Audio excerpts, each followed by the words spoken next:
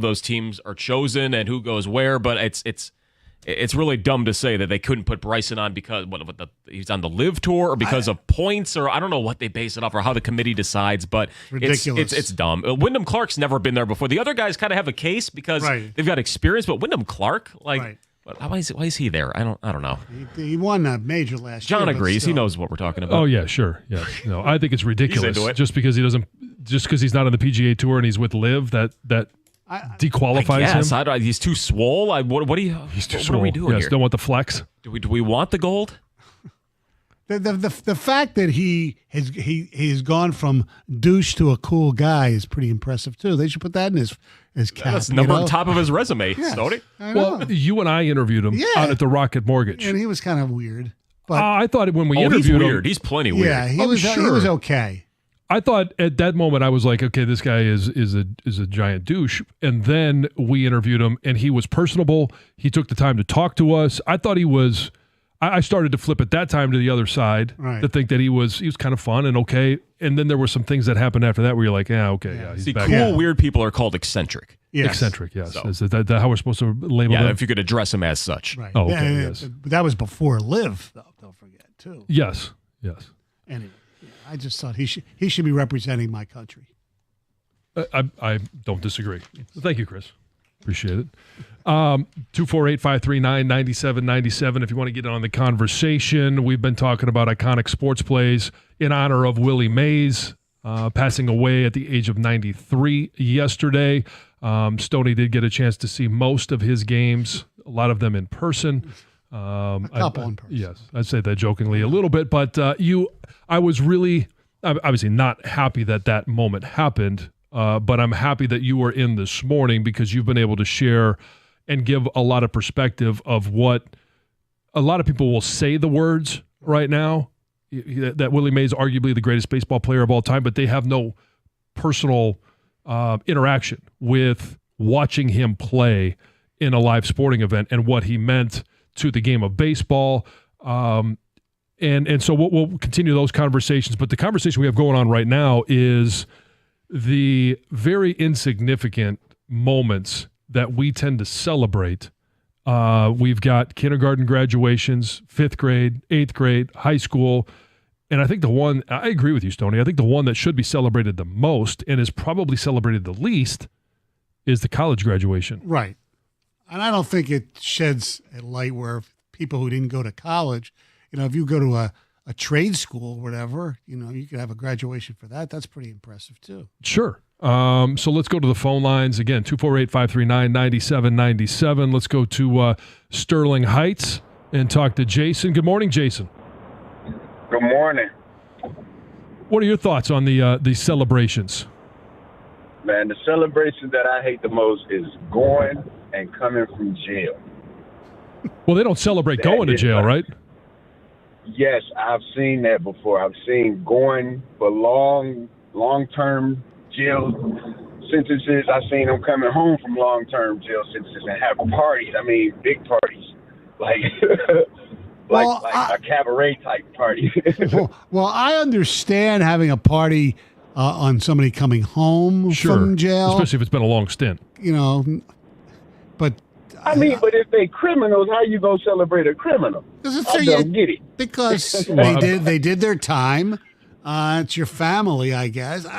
Friends. I don't know. Paid your debt. I don't know. Yeah. I mean, maybe personal, but I'm talking about like, like the big parties. You know what I'm saying? Like I don't get it. I just never understood that. You're talking like when you said cabaret. You're talking like having like strippers when they get out of jail.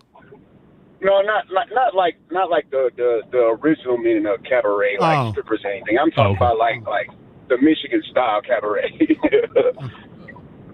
So it's a regular party, like a big party. Yeah, like a regular club party. It's like renting out a hall or something like that. Okay, all right, yeah. I mean, I could understand. It's been a while. Yes. I don't know. Your experiences may have been different. Conjugal visits, I don't think exist anymore, do they? I wouldn't know. I wouldn't either. I'll tell you what. Let's go to Arnie, who's joining us from his cell. Good morning, Arnie. Good morning. How's everybody? I'm good. Good. I'm thinking about the graduations. We were going to be selling. Well, let me back up. I'm 84 years old. I graduated from high school in 1957, but I went through elementary school, middle school, and high school with basically the same people. This is the last time you're going to be with them, perhaps for many of them, and it is a time for celebration. You're moving on. You're moving on almost as an adult. I get it, I think. I think that's really critically important because you may not see these people again. However, this may be unique. In 2027, I graduated high school in 1957. In 2027, every 5 years we have a high school reunion. Okay. We will have our 70th. Wow. And it's phenomenal. Great turnout from all over the country. And it's a pleasure. It's a treat. It's really something to look forward to. What high school? Detroit Central. Okay. All right.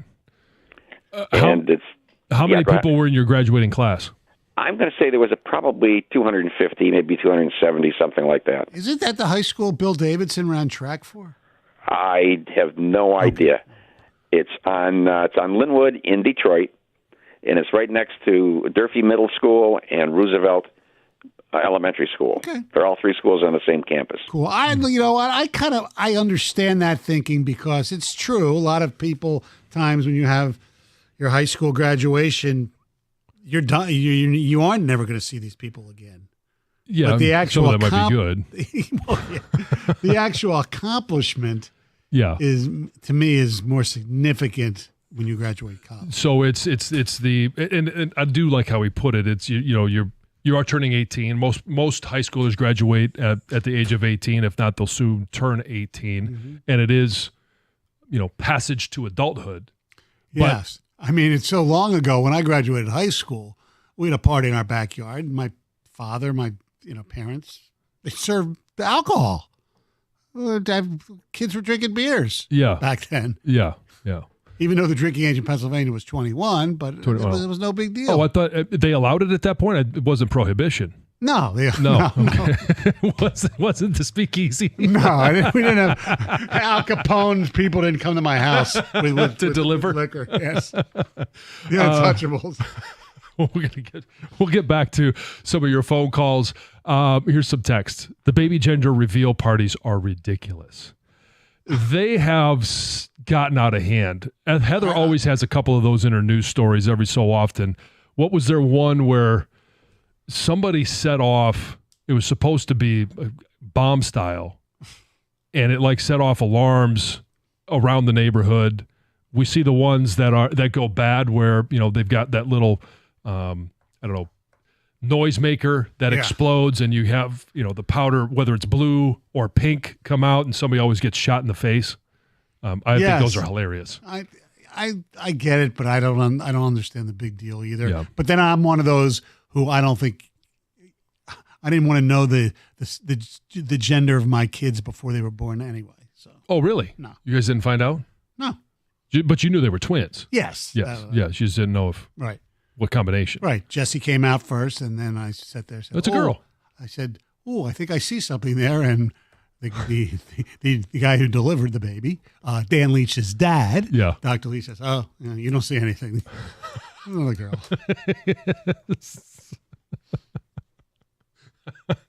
Bio and anatomy.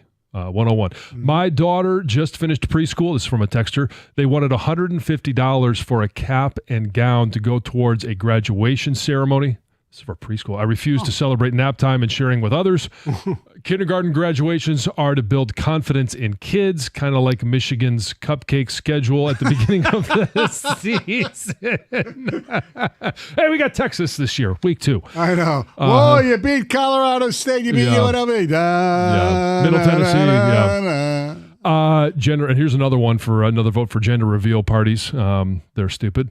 My wife is from Mexico, and we are in the process of setting up a quinceañera for our daughter. This is going to be like a wedding and costing us about $15,000, and that's in Mexico where everything is cheaper. It's a 15th year. It's a 15th year alive. What an accomplishment! Laugh out loud. That's from Keith. Well, sweet 16s. Some people can have elaborate sweet 16s. We didn't even have. I don't think my kids even had a Sweet 16. No, but they had They had the big bar mitzvah thing. Yeah. What age does that happen? 13. That's at 13. Okay. And that number doesn't vary. It's always 13. 13. Yes. Okay. You read from the Torah, so you have to do something. All right. Well, we're going to take a quick break. We got a couple more phone calls to get to about the average moments that we celebrate. We also want to get back to honoring the life of Willie Mays. And everybody says, well, why are you doing that so much here in Detroit? Well, he was one of the greatest baseball players of all time. And in doing so, whether it's an iconic Detroit sports moment, what are the most iconic moments in sports? 248-539-9797. 97.1 The Ticket. Hey, when it comes to an IRS collection or audit, you need a law firm that specializes in the resolution of all types of tax problems. And when dealing with the world's largest civil law enforcement agency, your case can take a lot of twists and turns. Your first call should be to an experienced law firm like Abraham and Rose. They're prepared to advocate on your behalf, no matter if it's civil, criminal, or even the Michigan Department of Treasury. Whether personal income tax or business payroll taxes, you're going to need a real team of local lawyers, not some tax organization with a random person that you're never going to meet. Visit abrahamandrose.com today or call 248-539-5040 so you never personally have to deal with the IRS.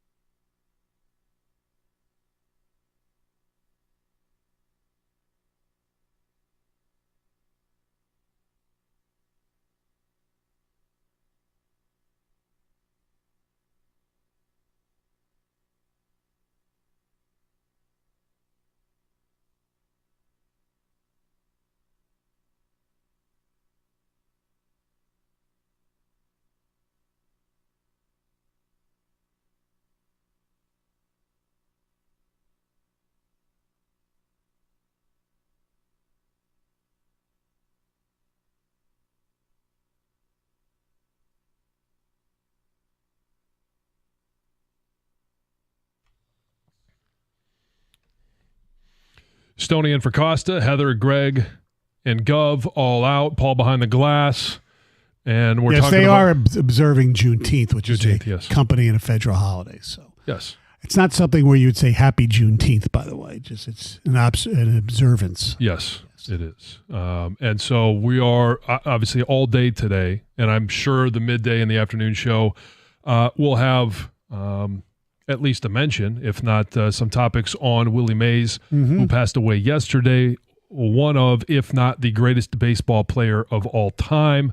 We'll continue to take your calls and your texts on the iconic moments, and the probably the most iconic moment, and everybody has something different that they remember Willie Mays for, but is at the Polo Grounds, Game 1 of the World Series, the over-the-shoulder catch. And we'll talk about that more in just a few minutes, but if you've got iconic moments that you want to share with us, give us a call, shoot us a text. We're currently talking about the average celebrations, average moments that we celebrate and try and make a little bit bigger. Let's go to Aubrey in Farmington Hills. Aubrey, good morning. John, Mike, good morning. Going back to the previous caller who talked about Central High and Durfield, it was really kind of cool hearing him because I'm in my mid-60s, and I grew up at Linwood and Sturtevant, and a good friend of mine, a guy named Daryl, he and I would play two-man baseball up at Central High School, so it was really kind of neat listening to him. But going on to your topic, one, the iconic sports moment, if I can sneak that in. Sure. Is Kirk Gibson in the World Series, obviously. And what really made it so cool was what I think is the greatest call in sports history, in my opinion, and that's Jack Buck's call. I can't believe what I just saw. So you put those two moments together, to me, nothing better, quite honestly. Well, it's interesting. So you have Jack Buck's call on the radio. Vin Scully did it on television. It was pretty cool, too. And by the way, if you can Google, and I haven't heard it yet, I just seen the audio. There's a moment. Wait, that you haven't heard it? No, because I saw it. You saw the audio on the computer here. Okay. I saw the video of it. I didn't listen to it. There's a video of, and I can't believe this only happened so late in their lives, when Willie Mays met Vin Scully for the first time. Oh, really? Which is like 2016. Oh, really? They hadn't met until then? Yeah, which is crazy. And there's a conversation, so I want to listen to it. Yeah, because I just saw the. Go ahead there. Yeah, no problem. Good stuff. And then in terms of graduation, as a proud father of a University of Michigan graduate, we certainly celebrated that. But the one that I don't get, and John, I think you mentioned it, maybe you as well, Michael, is the middle school. Just don't get that at all. Transitioning from middle school, what we used to call junior high, into high school made no sense to me. Yeah, I get it. And if you want to celebrate it as a family, you go out to lunch, do something like that, mark the moment within the house. Sure. But as an entire graduation ceremony, the one that we just went through lasted about 2 hours. The middle school graduation, 2 hours? Yeah. Now, they didn't have to do cap and gown. They don't do cap and gown for middle school, do they? No, they don't do cap and gown. No, it was just wear some nice attire. Yeah.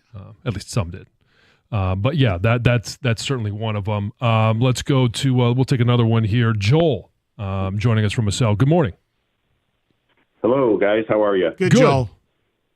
Good. Hey, obviously you guys have hit on a couple of the big ones that will make you roll your eyes. The big one for me, and I don't know if this is as much of a thing in Metro Detroit, but I'm in Toledo, and down here it definitely is the prom walk-in viewing parties, I guess. I don't know what to call them exactly, but, they have the parents, the grandparents, the whole community is lined up at whatever venue the prom is at as students walk in, getting out of their Hummers or BMW convertibles that their dad's best friend let them borrow. Back in my day, I'm late 40s, so in the 90s for prom, me and my friends would crawl out of my cousin's beat-up Chevy Celebrity and hope no one saw us walking into the prom looking all awkward the first time we were wearing suits. And now it's more like a Hollywood movie premiere with the red carpet rolled out and the parent paparazzi. So that one always makes me like, is this necessary? Oh, of course it's not necessary. That's kind of unique. I've never heard that before. I remember when my daughters had prom. What'd you say? A lot of things are different south of the border. Yeah, that's right. I remember, for their prom, they got their pictures taken at they took at I think Kirk on the Hills, the big the church there, and we went there as family to take pictures of them. Right, but as well. you didn't follow them to the venue. No, it was Dad, you can stay here. No, it wasn't even an issue. I mean, yeah, it's like we've taken enough pictures. Yeah, and my daughters for this year's prom, they even tried to convince me, there's not going to be any other parents there. You don't need to come. I'm like, wait a second here. This is prom. Like, I'm at least going to be there to take pictures. Yeah. And they tried to convince me, and I don't know why it was, because I knew everybody was going to be there. Well, they didn't want you there. No, they didn't want me there. Maybe they wanted some awkward jokes. Yeah, exactly. That's what dads are supposed to do. I know. I mean, I'm supposed to be the awkward guy. I am frequently, but especially in that moment. Mm-hmm. I mean, it's kind of like the rite of passage for dads. Yeah, but Lucy and Ruby, you'd be a buzzkill. Oh my God. My date's got to meet Dad. Yes. What's he gonna do? Here's a few more ticket texts. I'm interested in your reaction to this first one. Birthday celebrations are dumb. I couldn't care less about your birthday. Unless you're a 7-year-old kid, your birthday doesn't matter. There are some people who subscribe to that theory. There's in my own house, one daughter could care less about her birthday. The other one will tell me how many. It's like my half birthday, even though she's in her 20s. She knows her birthday. She knows her half birthday. Yeah. We talked about this the other day with Costa. He celebrates the first date that he had with his wife. They actually have a celebration, just the two of them, but they have a celebration of the first date, not their anniversary. Mm-hmm. I'm sure they celebrate that. They go as well. in the Catico together and all that. Yeah. The Catico. The Catio. Catico. Yeah, down in the catacombs. Yeah, I've been pretty good. Almost 3 hours and almost 3.5 hours without mispronouncing something. Yes. Well, here's a couple. I know what I did on the first date with Cindy. I remember where we met. We don't need to go too much detail. No, I can't tell you the dates though. No. So I could tell you the first time I met my wife. Right. And that was because it was a Michigan football game. Yeah, I know. And so I know exactly when I met her, but I couldn't tell you the dates of any of the future meetings. No. That seemed to me to be a little over the top. Anyway, second youngest of 8 kids. That's a big family. I asked my mother why we didn't have graduation open houses. My friends did. She replied, "We don't have parties for expectations, and you were expected to graduate." See, look, that's a great line. That's a great line. Look, we had a graduation party. That's great. Yeah. Everything. And it was a good time, but that's what you're expected to graduate high school. That's to me, it's not line. An accomplishment. The only answer to that is what somebody gave us before, where it's a moment where you're going to another step of your life, a major step. Yeah, whether it's college, whether it's work, whether some, not as many now as used to be, go to the armed services. Sure. Yeah. And I'm going to repeat that line one more time because I loved it so much. We don't have parties for expectations, and you were expected to graduate. Yeah. That's great. Here's one more. Try being Chaldean. We throw grad parties from when they graduate preschool to college, and 200 plus people every time. That's from Ray and Shelby Township. That's a big gathering for every event. Now I've heard that heard that Chaldean weddings are like 400 to 500 people. Oh, they're huge. Well, I mean, if you're going to celebrate with 200 people for a graduation, then a moment like that would certainly be bigger and more voluminous. God, I thought my people were excessive when it comes to weddings and bar mitzvahs and stuff. What's the average Jewish wedding? I would say, average over anywhere between 2 and 250. Oh, really? Average, yeah. Wow.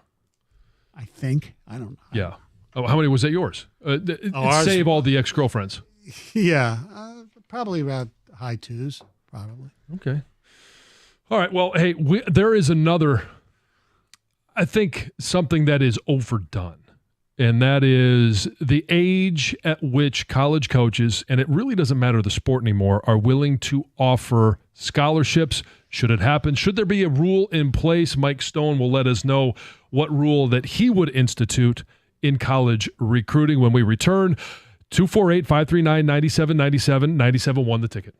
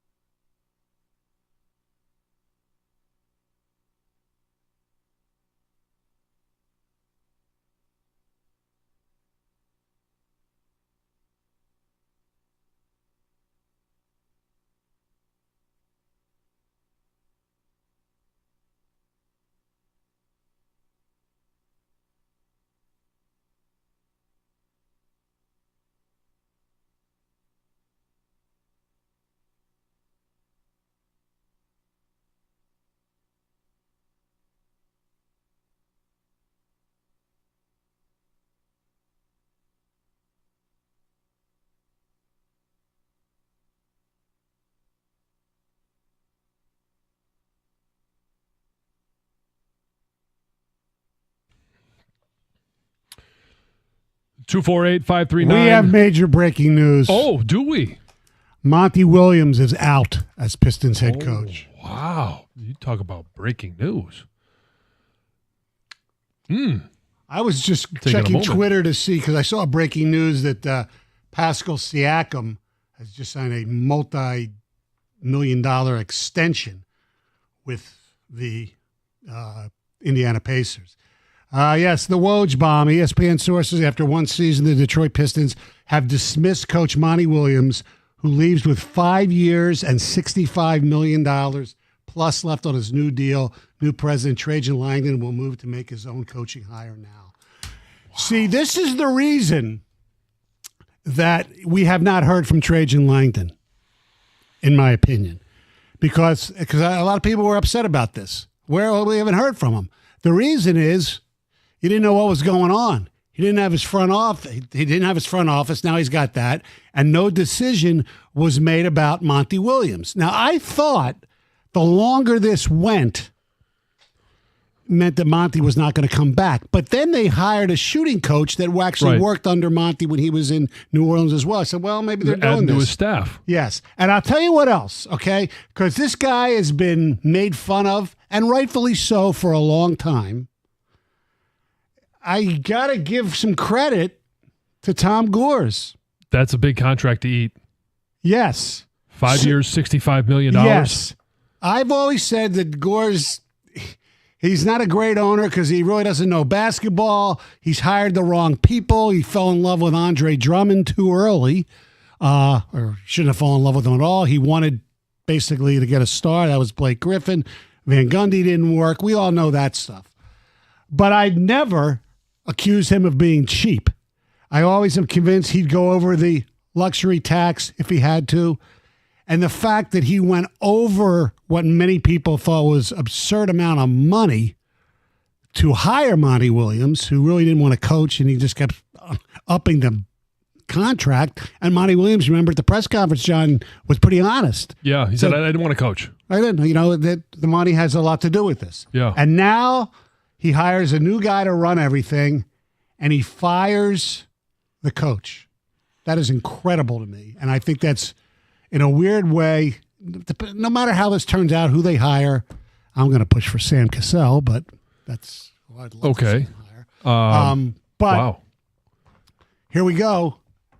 Tom Gores, he let his money speak. He's eating that money. And maybe, just maybe, another owner who shares that building could do the same thing with somebody on his baseball team. You think this will set the example? No, but it should. Wow, I didn't see that one coming this morning. No, either did I. That 5 years, $65 million just to say goodbye to a guy that coached the team to the worst record in franchise history. I mean, you can all understand why, in terms of basketball, this decision was made.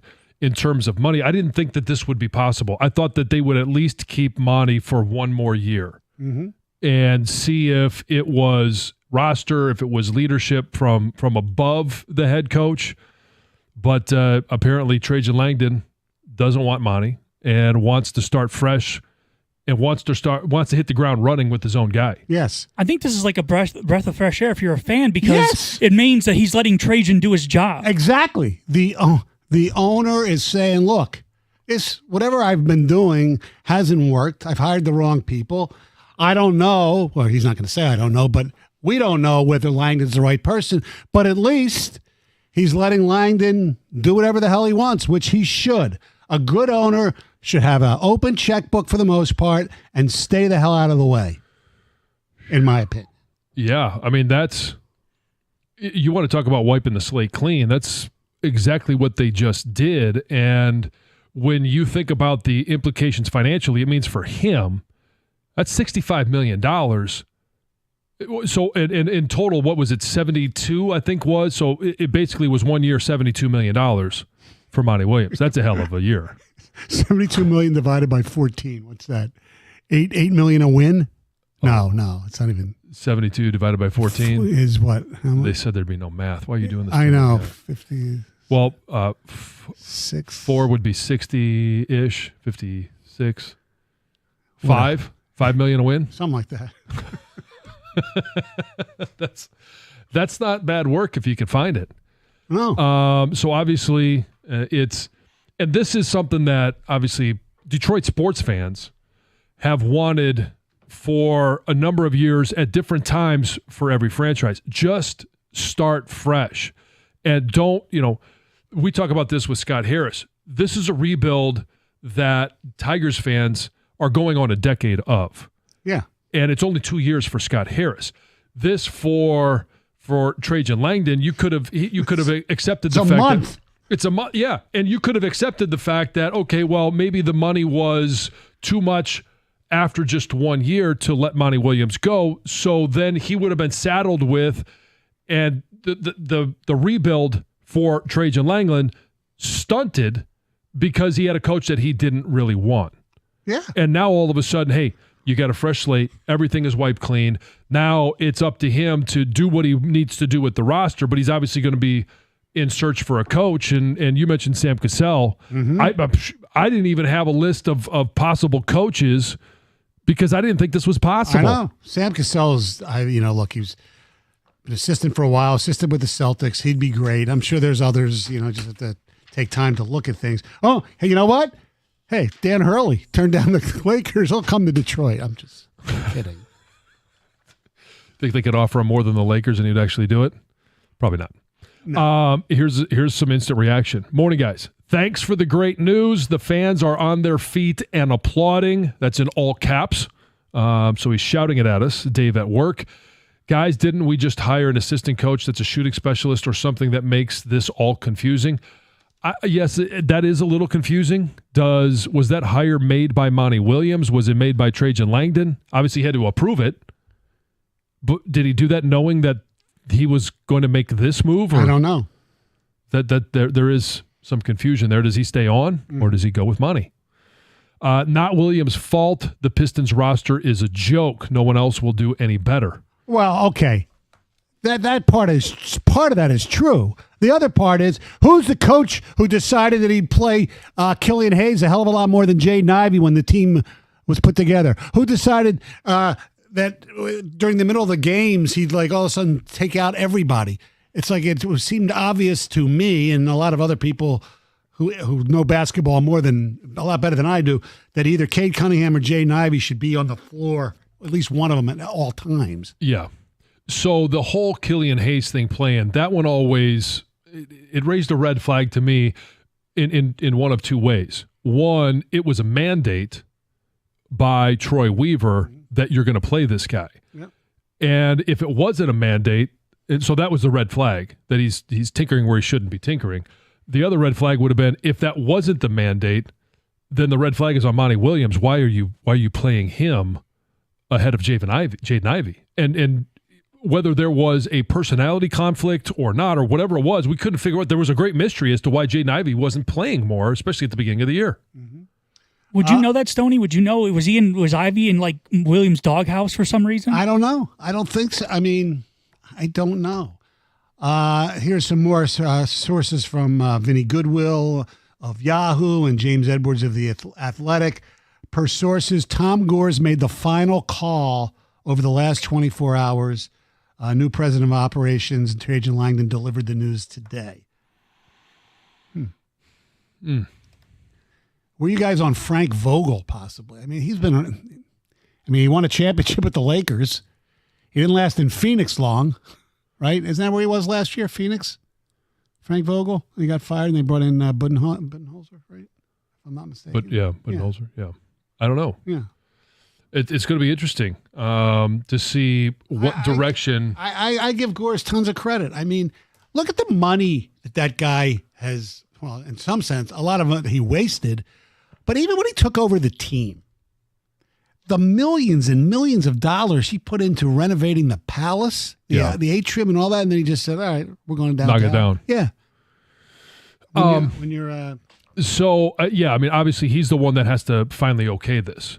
But how about the persuasive powers of Trajan Langdon? I assume to be able to have that conversation and say, this is what we need to do, and then convince Tom Gores that this is the best move, even though it's going to be very costly. Mm-hmm. This is something that we have to do. Not something I hope to do, something we have to do. Yeah. Like trying to convince somebody to just say, well, I'm going to effectively make this a 1-year, $72 million contract for the worst record in franchise history. Mm-hmm.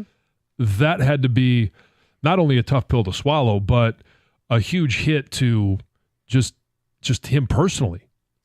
248-539-9797. Your reaction. Monty Williams fired as head coach of the Pistons. We'll wrap it up on this show, and then Doug takes over at 10 o'clock. till Tiger Baseball 97 won the ticket. Hey, Founders Brewing Company has been making high-quality beers right here in Michigan for over 25 years. With a focus on using the highest quality ingredients, you can always count on Founders to deliver extraordinary quality in everything they release. With that focus on quality, they set out to create a beer that lets you have it all. And with All Day IPA, it's right there in the name, and here's what you're going to get. Refreshing and deliciously flavorful, easy drinking, and high quality. All Day IPA is an IPA that is naturally brewed with an array of malts, grains, and hops, creating a delicious citrusy taste and a clean finish. It's the perfect beer for anyone looking to make the ordinary extraordinary and the good times great. Speaking of great times, All Day IPA is the perfect beer for anyone on game days, and we're all making plans for the fall and those game days, so visit foundersbrewing.com to find All Day IPA. All Day IPA, it's all in the taste. Founders Brewing Company, Grand Rapids, Michigan. For 21 years old or older, please drink responsibly.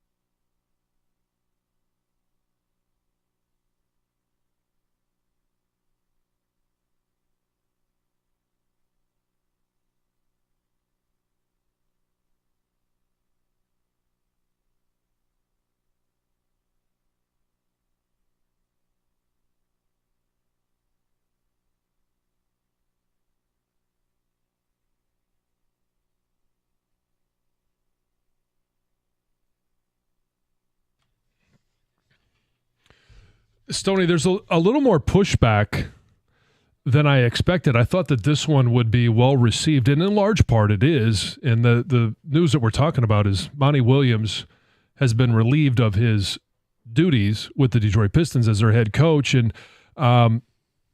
there are some obviously in support. You guys are missing the big picture. Obviously, our next coach will come from either the Mavericks or the Celtics. Look at the timing of all this. Obviously, they just wrap things up. Not necessarily. Look at the guy that is interviewed for the Lakers and the Cavs jobs, James Borrego, as well. $65 million to Tom Gores is like $100 to me. Shouldn't have to think about should have to think twice about cutting a check. The scary part is, what do you pay the next coach after you just set the market with that coach and he didn't get the job done? Right, but you know what? Gores doesn't care, and he obviously doesn't know how to set up the organization correctly. He hasn't hired the right person to run his franchise, but it's certainly never been for a lack of money or a lack of want. Hopefully that right person is going to be Trajan Langdon. Yeah, I mean, that's it, because obviously if Langdon wanted him, Monty Williams, he'd still be here. Yeah. And here's one. Monty never had a fair chance. He was given the worst roster in NBA history, and of course he couldn't turn swamp water into wine. He deserved better than to be there just to try to get another number 1 overall pick. I wish nothing but the best. I wish nothing but the worst for the Pistons as long as Gores is around. See, I look. Yes, the roster was majorly flawed. There's no doubt about that. And that's on Troy Weaver. That the texter is correct. That's on Weaver. But like we mentioned, these 5-man substitutions, not playing Ivy enough early, a lot of weird things in the substitution patterns. It didn't seem like he wanted to be there. He also could have just said no. Like, he told him no a few times and they kept upping the price. He could have just kept saying no. He didn't have to put himself in this position. He chose to. Maybe the people supporting Monty Williams are fans or relatives of people from Brother Rice, because that's where his son plays basketball, and his son's really, really good. Yeah, currently. Yeah. Where's he going to end up next? I don't know. Well, I don't know. I mean, here's the other thing. Monty Williams is a class act. He never did anything, that you said, oh my God, what's this guy, saying and all that kind of stuff. He was. You could question whether or not he's playing the right 5. Right, a fine gentleman. He was a class act, and he was going through a lot. Yes, on the personal side. Yeah, and look, he did a crappy job here. When you have 14 wins, it's not just the roster. A coach has to take some responsibility for that. I was, surprised that it happened. But like I said, the longer this waited, the longer this went on, and the fact that we haven't heard publicly from Langdon kind of led me to believe, I think we're going to see something here. Yeah, which obviously we did. Now that the search will be on, especially with the draft is next week, right? Yeah. It's crazy. It took so long, and we wondered after the season, why wait on the Troy Weaver decision? And then it was, Trajan Langdon, and Troy Weaver was eventually relieved of his duties. And now we've seen Monty Williams. So this is the progression. It just feels like in the offseason, especially when you're preparing for a draft. Now, the draft doesn't have the same impact as it does in other sports, but they're picking number 5 overall. Well, it actually has it could, usually has a better impact. But it's more of a roll of the dice.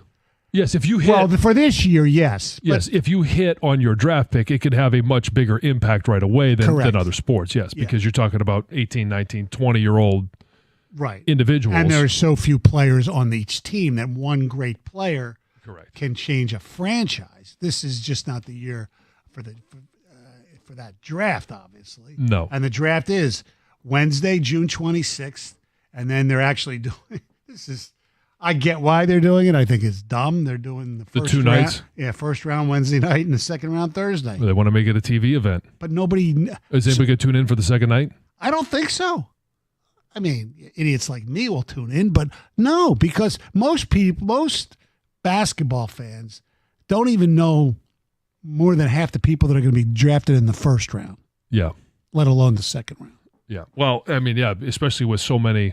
Oh, I know what it is. Everybody wants to see where Bronny ends up in the second round. Does it really matter?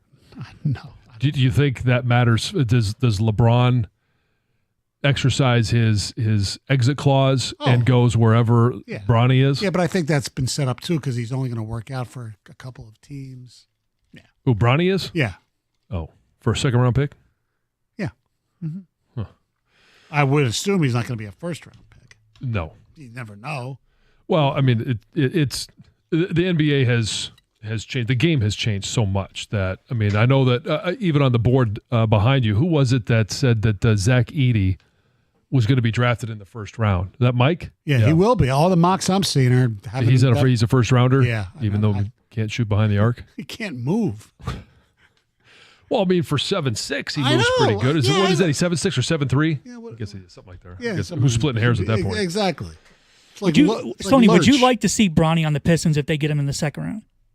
If it means LeBron comes here, yes. Absolutely. Get a little juice going for 1 year. Sure. While the younger players develop. Why not? How much of a difference do you think that would make? LeBron? Yeah. And then you'd probably get some other free agents who might be able to. What would it mean for Cade? I don't know. I think it might be good. Well, I would think. I mean, I think the default answer would be it would be good. Yeah, I think it'd be fine. Look, it's not. I don't think it's going to happen. He's not coming here. I think he's going to get drafted by the Lakers or like Phoenix is what you're hearing as well. So, This is just. Yeah, if you're just joining us, Monty Williams has been fired as head coach of the Detroit Pistons. Tom Gores made the decision last night, or okayed the decision, whichever way you want to look at it. I give him credit for eating that much money. That's what a good owner should do. Mm-hmm. And a good owner and Tom Gores have never been really used in the same sense, except when it comes to spending money on things. And yeah, now I just hope he spends it on the right things. To me, that's what I want my owner to do. Have an open checkbook and hire the right people. And hopefully Trajan Langdon will be the first right executive that he's hired. Yeah, and how long is it going to take? What type of search will he do? Does he already have somebody in mind? And it is unique. I don't know if it's necessarily unique, but the timing is such that if they were just simply waiting for the NBA Finals to wrap up because he had his eye on somebody on the Mavs staff or the Celtics staff, then it makes all the sense in the world that it would happen now that the season is finally over. Yes. I think Sam Cassell deserves a shot. There may be other people in the consideration, like I mentioned, James Borrego, who has interviewed with Cleveland. He's interviewed with the Lakers. There's some sentiment out there probably for some other. Kenny Atkinson, who was the head coach of the Nets for a short amount of time. I believe it was the Nets. He has glowing reviews. Yeah. But well, Doug, as we like to do, we like to hand you off from our show to yours with breaking news. Yeah, interesting, huh? At least we had a little bit of a bite at the apple. I'm happy for you. Yeah, about a half an hour. Not a lot of breaking. The one thing you guys, the morning show gets first crack at whatever happened the night before. Yes. Yeah. Yes. All right. So, by the way, okay, I got a little bone to pick. No, it's not your fault. Okay. What I do. Some finger wagging. Well, it's just, just so ironic. Doug, what have me and before John and Jamie always bitched about? Tiger games during the show. Yes. Short show. Okay. Yeah, short show. So today's even shorter than normal as you're only going to 11:55. Yeah.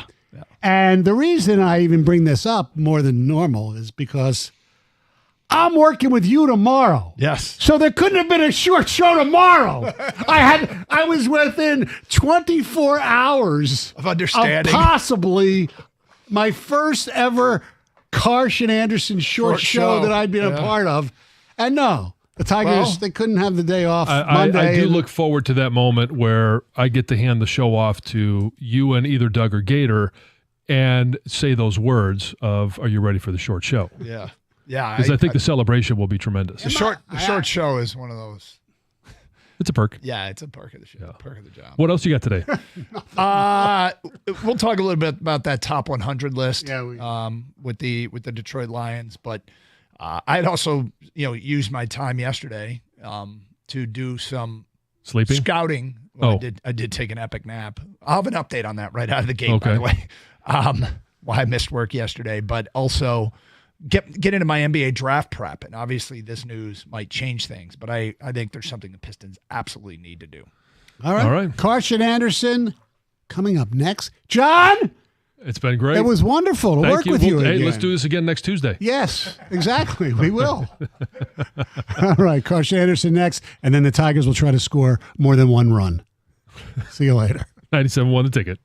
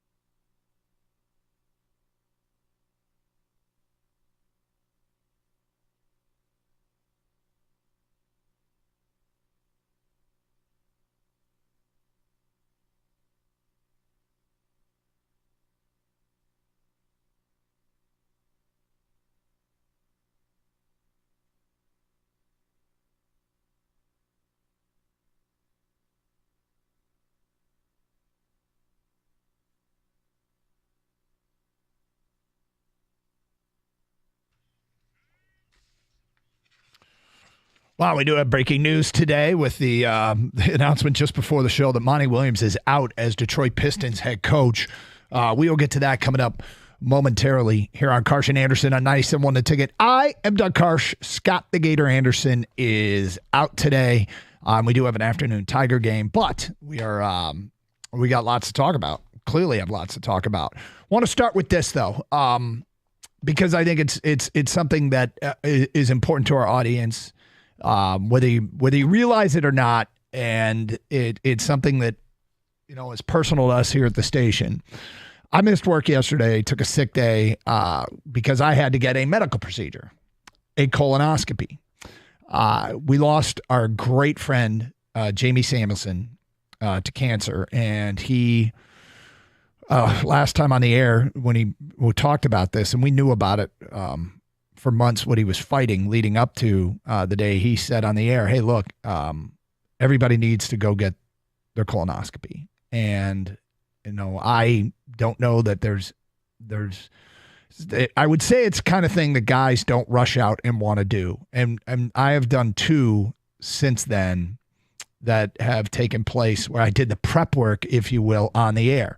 So Monday I started the prep work, and for people who don't know, that means you take a laxative, you drink what feels like 2 gallons of formula out of what we dub the big old jug of fun, which helps empty you out. And all you can do is kind of giggle and laugh at what it makes you do. It is disturbing what it does to your plumbing. But like I said, you giggle and laugh. But it clears you out so they can get a clear picture and make sure that you are healthy. and don't have any cancerous tumors, polyps, anything of that nature. And I went 3.5 years ago, and they found a polyp. They said, we want you to go every 5 years. Well, there were some things going on that they said, we'll go take, there's better safe than sorry. So yesterday I scheduled and had another colonoscopy, and they found 2 polyps that were deemed benign, although with all of them, they send them for a biopsy. But the doctor that did the colonoscopy said, yeah, I've seen these look benign, but we'll check anyway, which is great. But these are the kinds of things that can grow and be a problem if you don't get them looked at and don't get them taken care of. Anesthesia is an unbelievable thing, man. I mean, the prep work is pretty much the entire procedure that you're aware of. You get a little hungry, to say the least, because you can't eat solid foods for my case, it was a day and a half. But man, I had that Firehouse sub lined up the moment I got out. But the people were great. Anesthesia, as I said, is an incredible thing. I remember the first time, and I've had 3 due to some family history. I mean, I've told the story on the air before that my dad, when I got the first one, said, welcome to the Polyp Club. And my dad gets colonoscopies now, on a regular basis, and has lived here healthy into his 80s. And I may have to go more frequently than others, but you never want to say, I wish I'd had this checked. This wouldn't have been a problem if I only had it checked, if they only had found this earlier. You never want to say that. We lost my sister a few years ago to cancer. When they found it, it was too late, as it turned out. And you never, ever want to have to say, if only. And in this case, I discovered something interesting, and I'm not mad at anybody. I'm just pointing out that the people that were aware that I told that I was getting a colonoscopy, 3 people said the same thing to me. It was, I had to schedule one, but I had to postpone it for a variety of reasons. When you postpone it, reschedule it. It's too easy to postpone it and not reschedule. And I heard that 3 times in the last 48 hours. And so if you have postponed or put it off, make that call, get it done. I feel I'm lucky in that they have been discovered, and I realize I'm going to have to go more frequently so that it gets addressed. But that means it got discovered, and hopefully, and I still await the results of the biopsy, but I feel pretty confident given a doctor's experience. Hopefully, people will make sure that they don't have to say, I wish I'd only discovered this earlier. And like I said, the anesthesia is incredible because I laid down on my side yesterday. They said, I had an IV in my hand. They said, you might feel a slight burning sensation. I said, all right, well, let me just close my eyes here so I don't even know when the anesthesia is being applied. And bam, the next thing I know, I was awake. It was over. And they said, yep, here's the story. You look good. And they'll follow up. So just wanted to say and make sure we made that public service announcement. And we've had response from listeners that have gotten their colonoscopies and had stuff discovered, and they'll call and say, boy, Jamie might have saved my life. And so, we will continue to push for guys out there. Don't be freaked out. Just get it on the calendar. You get to a certain age. I say I've heard 40 and up, but talk to your physician about when you should get it done. Okay. We do have breaking news, and that is the news right before the show that the Pistons have moved on from Monty Williams. Fired, announced this morning. Let's get into it. And it means the direction. This is Trajan Langdon's organization now, and it's his opportunity to make a stamp. They're so far away. They are so far away.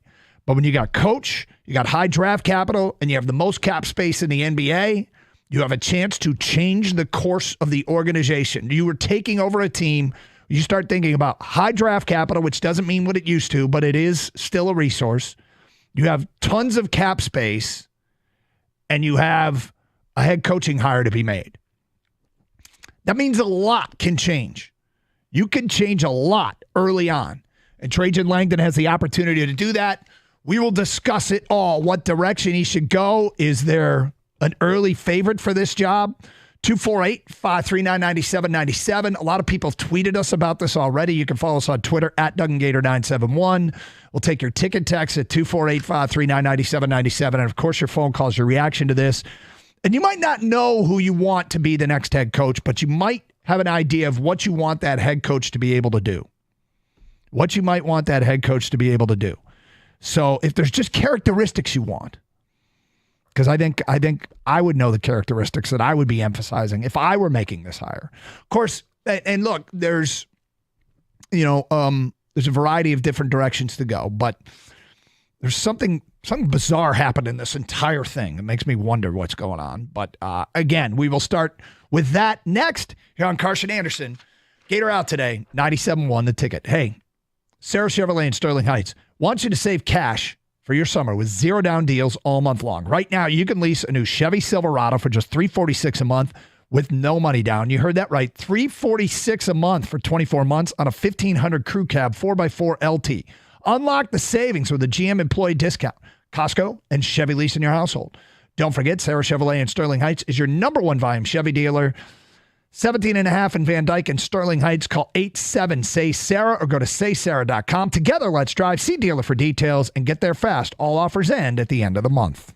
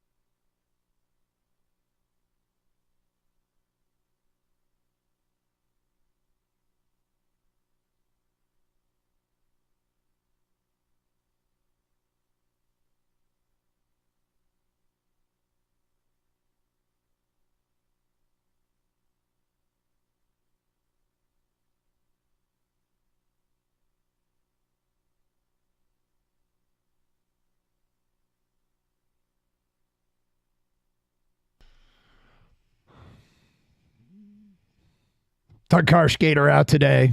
Hope you're all doing well.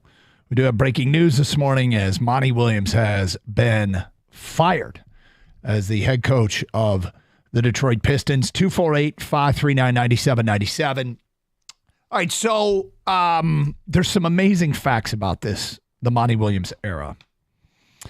A couple of things that we need to get to, and that is just what a massive, massive financial hit Tom Gores, the owner of the Pistons, appears to be willing to take.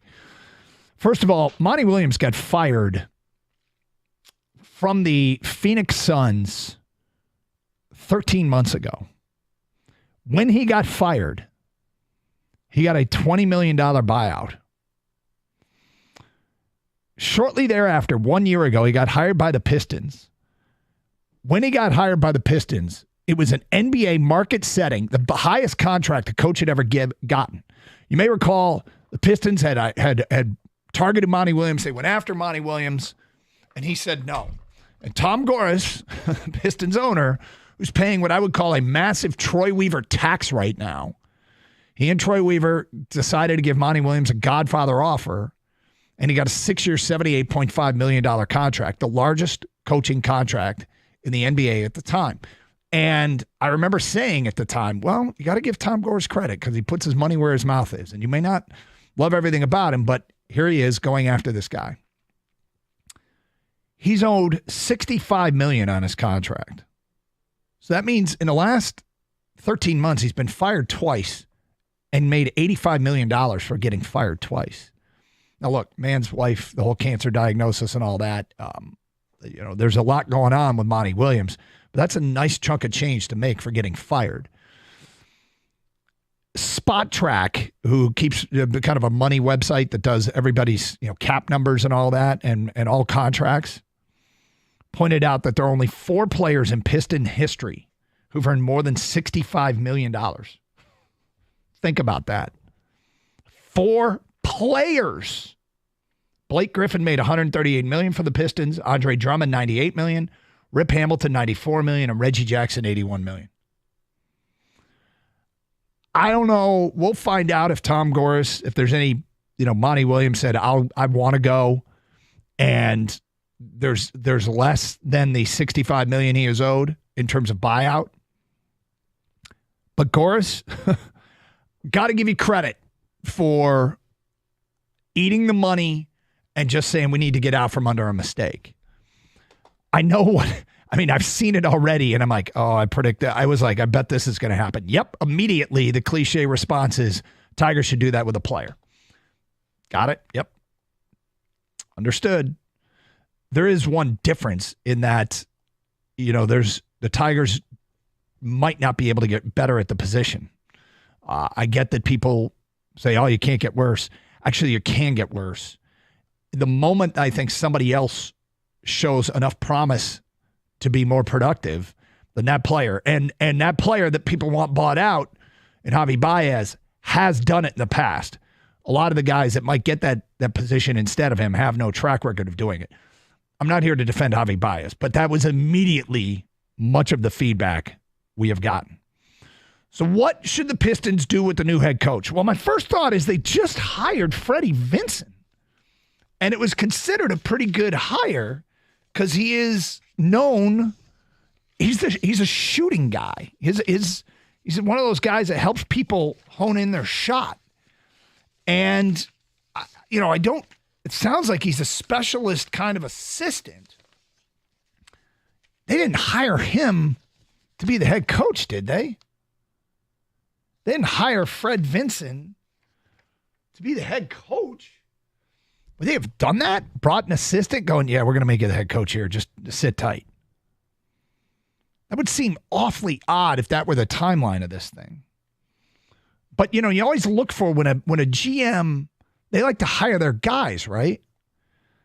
And the only other name that I've seen floated out there that may or may not have much of a tie is James Borrego, who had a brief crossover with Langdon in San Antonio where he was an assistant coach, and he just got hired by New Orleans. But he appeared to get hired by New Orleans after Trajan Langdon left.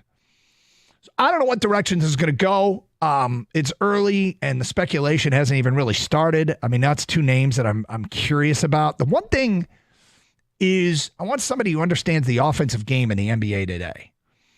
And it feels like our Pistons teams of the past have won with an old school mentality of defense first.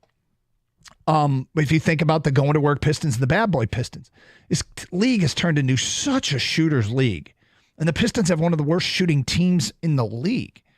The league average from beyond the arc is 36.6.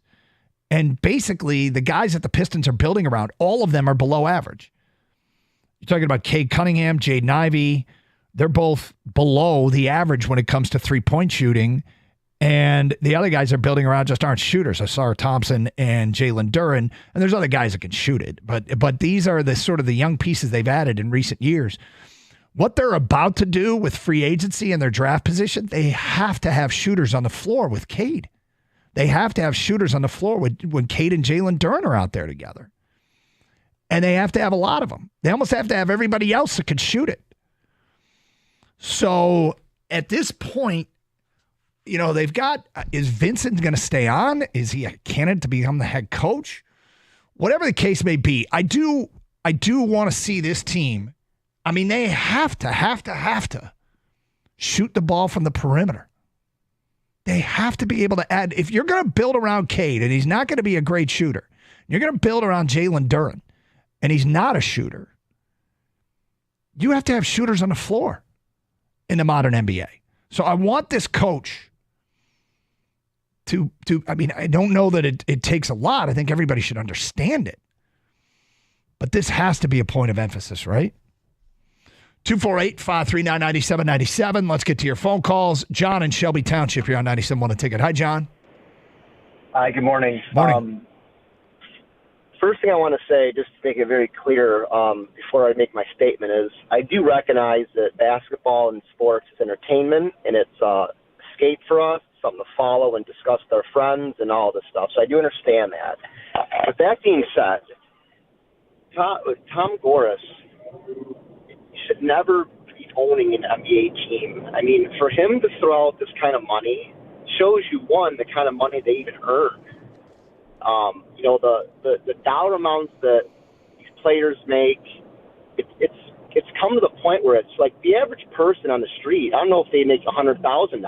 And for these guys to make $15-20 million a season and be terrible, and the owner be able to just pay a coach this kind of money and just get rid of him, it's unbelievable to me. And honestly, I love basketball. I'm 48 years old, but I have a hard time even, like, I went to 3 games last year, and by the time you pay for parking and all this money, it's like $300, right? And food, it's crazy. And so I don't even want to support this because I don't feel like they've earned, like the owner has earned, he hasn't earned my money, right? Like I work hard to give them that kind of money. It's like a sin almost, Well, you're bringing up a big picture topic that's true of a lot of sports. I mean, it is expensive. There's a lot of money in the game. It doesn't have a lot to do with what I suppose is happening right now. But yes, you are correct. This is a grand scope type of topic you're bringing up, and I get it. But I don't know how they earn your money back. They'd have to have a hell of an off season, I guess. And what do you want to see them do? Well, my point was, I guess, I got distracted. I apologize. Okay. But I guess where I'm going with this is Trajan Langdon and whoever they hire, the coaching staff, the GM, whoever he hires, I don't have confidence, and why should I have confidence that anything is going to change? So, like, for me personally, I'm not going to pay for Bally's every month. I'm not going to go to games next year. They have to show me something. I'm not saying be a great team, but at least show me something to get my money back and get me paying my money. Because until then, I'm going to watch other sports and things that warrant me getting my John, money to someone who actually cares. And you have every right to do that. You have every right to do what you want to do with your disposable income and put your time and effort into what you want to. And I mean, I wiped the slate clean with Trajan Langdon from a standpoint of, I will judge him based solely on what he does in his time in Detroit. And I do that with every new person that takes over and whoever the new coach is after working. And he's got Langdon's got a clean slate. But if you're skeptical of a Tom Gora's hire, you have a reason to be. But I'm clean slating it. 248-539-9797. More of your phone calls and feedback coming up. Monty Williams out as Pistons head coach at this hour. News breaking. Karsch and Anderson, 97-1 The Ticket.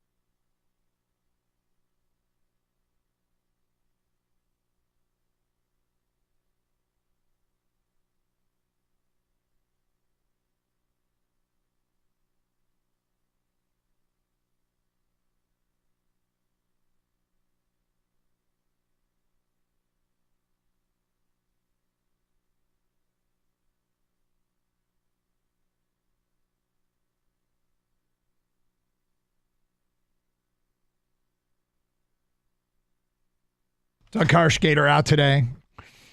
Happy Juneteenth, people, by the way. Important day. And we got Tiger Baseball coming up this afternoon, 248-539-9797. Feedback coming to the Karsch and Anderson inbox regarding the way we started the show. Kathy in Utica writes in, we're so glad you're proactive with your health and honoring Jamie Samuelson. With that being said, we know that you're a clean eater. What is your go-to sub at Firehouse? Please share with us. I want to know, and I want to be more like Doug. That's from Ron and Kathy, actually, in Utica.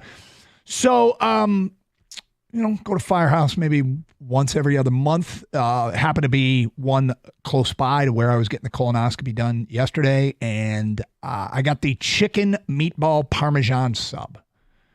And ate half of it as soon as I got out, along with 2 Reese's peanut butter cups. I was pretty hungry. I messed some food up. Anyway, that would be my Firehouse sub. Preach it, Doug. It's the simplest procedure. You get a little nap. When you wake up, you don't even know if anything happened. Get it done, people. Cooter in Ann Arbor says, appreciate you sharing, Doug. I'm about to be 33, but never too soon to get it on the calendar. For the Pistons, just say no to J.J. Redick. I can't imagine him taking this job. I need to make a correction. What's funny is it's important that you look at the date. James Borrego was hired by the Pelicans in June of 2023, not 2024. He's been with the Pelicans. So with Trajan Langdon, is he bringing in Borrego and keeping Fred Vincent on the staff? Could be. Ticket Texter points out that he thinks it's quite obvious that Borrego's the next guy. Thank you, unnamed texter. Tom in Flat Rock says, they need a completely fresh start, which means they're moving on from Monty. Why did he hire a former assistant on this last week? I think they might have known something. I want the Pistons to hire Frank Vogel as the next head coach. He's a proven winner and doesn't get enough credit. Sign Malik Monk to pair with Cade. Next trade Stewart, Ivy, and this year's second-round pick and next year's first-round pick to the Pelicans for Brandon Ingram and draft Dalton Connect at number 5. You just turned around the whole team. That's from Marlon Wall Lake. I really like Connect. Connect is a shooter, and there's a list of guys that are available in this draft, Dalton Connect being one of them. They need shooters on the floor if you're going to build around Cade, who's a below-average three-point shooter. If you're going to build around Jalen Duren, who's an elite athlete and rim protector and rim runner. But you need shooting. So, yes, Dalton Connect would be a great addition in the draft. Make New Orleans Pelicans and UDM alum Willie Green the new Piston coach, LFG. I think you'd have to trade for him, right? Did Monty Williams have a buyout in his contract, or does he get the remainder of the contract that he had left on it? Brian, the details aren't out. He had $65 million left. It would be a huge chunk of money for Tom Gores to eat. But, I mean, if you make a bad hire, like, I don't want to give him credit for making the bad hire. I do want to give him credit for saying this isn't giving Trajan Langdon freedom to do what he wants. We'll give him credit for that. 248-539-9797. Sebastian's in Detroit, and he is next. What's up, Sebastian? Hey, what's up, brother? Hey, real quick, man. After my colonoscopy, I went right to KFC and had like 6-piece chickens, and I lost my damn mind. But I will say, man, real quick, it was just my wife who made me go, and I'm glad she did. To be honest with you. Yeah. Well, we want everybody. We encourage everybody to go. Yeah, for sure, bro. Man, listen, Tom Gores' superpower is that he has billions of dollars, which is great for us. His kryptonite is that he's not very good with basketball, so I'm not going to be mad at that. Because, he's a billionaire owning a team. If that was you and me, Doug, we would do the same and, whatever. We'd try to make it right. Yep. In terms of Monty Williams, I hope Monty Williams get all the money he can. I'm glad he got fired. This brother was not in a good space when he got hired in. With, like you said, the cancer, with his wife. Like, God bless him, do your thing. But I'm so happy he's gone. Now, with that said, Doug, I want a coach who, in the interview room, is hungry, who truly wants to be here. Now, my little side note, wild card, I want us to go after Dan Hurley again, even though he said no to the Lakers. Just to give it a try. Can you imagine saying no to the Lakers and saying yes to the Pistons? I mean, but that's a phone call away, right? The other thing is this. I'm not, to be in that hot box of Lakerville right now, it's just not something that, I don't know. I actually think the Pistons deal is but I'm a Pistons fan. Yeah, I think the Pistons deal is better than Lakers. I can appreciate the idea of it doesn't hurt to ask. Absolutely. That's my attitude. It would be one of the most stunning turn of events in the history of professional sports. If somebody says no to the Lakers and says yes to Detroit. And then you don't want to hear who I want to draft because, like, just to piss off LeBron James, I would want to get Bronny. But that's Sebastian, you've got an interesting there's an undercurrent of evil in the way you think, man. Because listen, man, I want the Pistons to be back like so bad. But in all fairness, though, whoever we get, I really want during that interview that he was just the most passionate guy. Like you almost couldn't say no to him because he, So that's what I'm hoping for. I hear you. No, I hear you. The idea that look, the Monty Williams thing at first blush, right? Hey, credit Tom Gores. He would not let his guy get away. Also, is it possible that they literally hired a guy that only took the job for the money and didn't want to be here? Is it possible that it was doomed from the beginning because the only thing that coaxed him here was an offer he couldn't refuse and he never really wanted it? 248-539-9797. Pistons moving on from Monty Williams. News breaking in the last hour. Henry is on a cell and next year on 97.1 The Ticket. What's up, Henry? Hey, how you doing? This is Emery, by the way. Oh, sorry. Emery. My bad. Yeah, no worries, man. First of all, great move by Gores. Yeah, I mean, you got to cut your losses. I get it. I think the roster, the real big travesty to me is really Troy Weaver. I was wondering why he got fired because this roster was not that. It's a very good roster. And I think what he wanted to do is draft people that actually going to create a team concept, which just like everyone was saying, we need students. Well, when's the last time any championship Pistons team actually went to conventional wisdom? They did it in a team concept. That's why I think Troy Weaver was doing. But I will say this. I heard some Yahoo on ESPN saying hire J.J. Redick, and I'm sitting here saying, like, newsflash, we actually did that same thing with the Lions, and that didn't turn out so well. So I just wanted to quick say that. Yeah, I know, but look at John Lynch with the 49ers. Like, there's an example of hiring somebody off TV and it working. It can be the right guy. You can't. The Pistons can't say no to the right candidate because Matt Millen sucked. If he's the right candidate. Now, do I think J.J. Redick would make sense here? I don't want to break in J.J. Redick here. No, of course not. No, absolutely not. No, let him go over there with La La Land and the manufactured champion, as I call him, with LeBron. Let him go over there and have fun. Thank you, Emery. Appreciate it. 248-539-9797. Mel in Detroit, you're next on 97.1 The Ticket. What's up, Mel? What's going on? I just felt like it was a failure before it started because everybody knew he didn't want to be here, and I'm not mad at him for taking the money. Hey, the ownership dumbed up to give me $70 million. I'm going to take it too.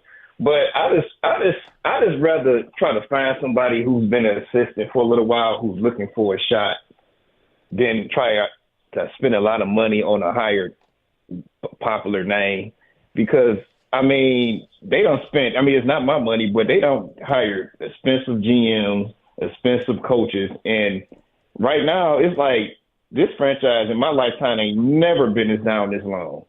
Even in the Grant Hill days, you might have had 2-3 bad years, but everything else was pretty much decent. This is getting ridiculous. So I don't know who they probably had to hire somebody that we never heard of before. That's been an assistant because I don't know nobody who really want to come here. Why would they? Unless you're going to pay them like a bunch of money again. Well, have you heard the name James Borrego? No. James Borrego is an assistant in New Orleans that could be the guy. I wouldn't be mad at it. He was like the offensive coordinator down there with the Pelicans. I would not be mad at it. Get somebody with some new ideas. Yeah. Look, it's a tough job, and it's one that requires perhaps some patience. If Langdon has a great offseason with the most cap space in the league, the 5th overall pick, he can make the hire as a head coach. There's a lot of potential for improvement here if you have a really, really good offseason. But now let me ask you this. Yeah. What would it take for you to give up that 5th pick? It depends. Are you talking about move back?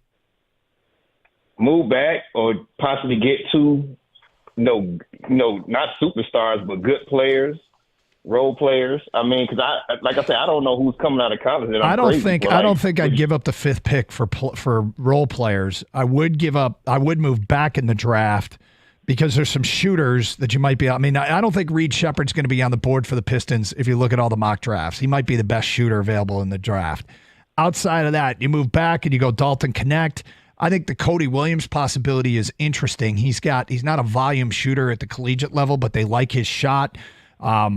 But Dalton Connect might be the guy. I'm a big Terrence Shannon fan out of Illinois. If you get a couple of picks and get Dalton Connect and Terrence Shannon, I think you're getting two NBA-ready guys, and Connect in particular is a shooter. But, I mean, look, it's what they need to add. Because if you start thinking about the young pieces, now maybe Trajan Langdon is going to say these young pieces aren't worth building around, but if you want to keep the young pieces, you got to add shooters to them. None of them are elite shooters. They're all below average. Let's face it. They're all below average. And so how in this modern NBA, you have to surround those guys with shooters. 248-539-9797. It's Karsch and Anderson. Gator out today. Monty Williams out as well as Pistons head coach. 97.1 The Ticket. Twin Peaks has made a change for the summer. And your favorite bourbons and brews has a sexy new twist. Officially tonight, tequilas and cervezas. Wednesdays all summer long. They'll be featuring a sampling of their best drafts and bottles with the high-end specials and tequilas. The Twin Peaks girls are in the red lingerie now to help cure those midweek blues. Sampling take place from 5 to 7 on Wednesday nights. Get in early and sample your favorite craft cocktails this week, featuring the amazing Milagro Paloma. They really are going to cure those midweek blues with an awesome night out at Twin Peaks. There isn't a better bar in the state to catch all the action, watch games. You got the 29-degree draft beer that you love, ice cold. Take advantage of late night happy hour as well, which starts at 10 p.m. while the games are going on, and offering up great deals like the $3 value shots and fried pickles, as well as $5 house draft beers. Come see why Twin Peaks throws the hottest party in town, especially on game days. To find a location nearest you, go to twinpeaksrestaurant.com. Twin Peaks eats, drinks, scenic views.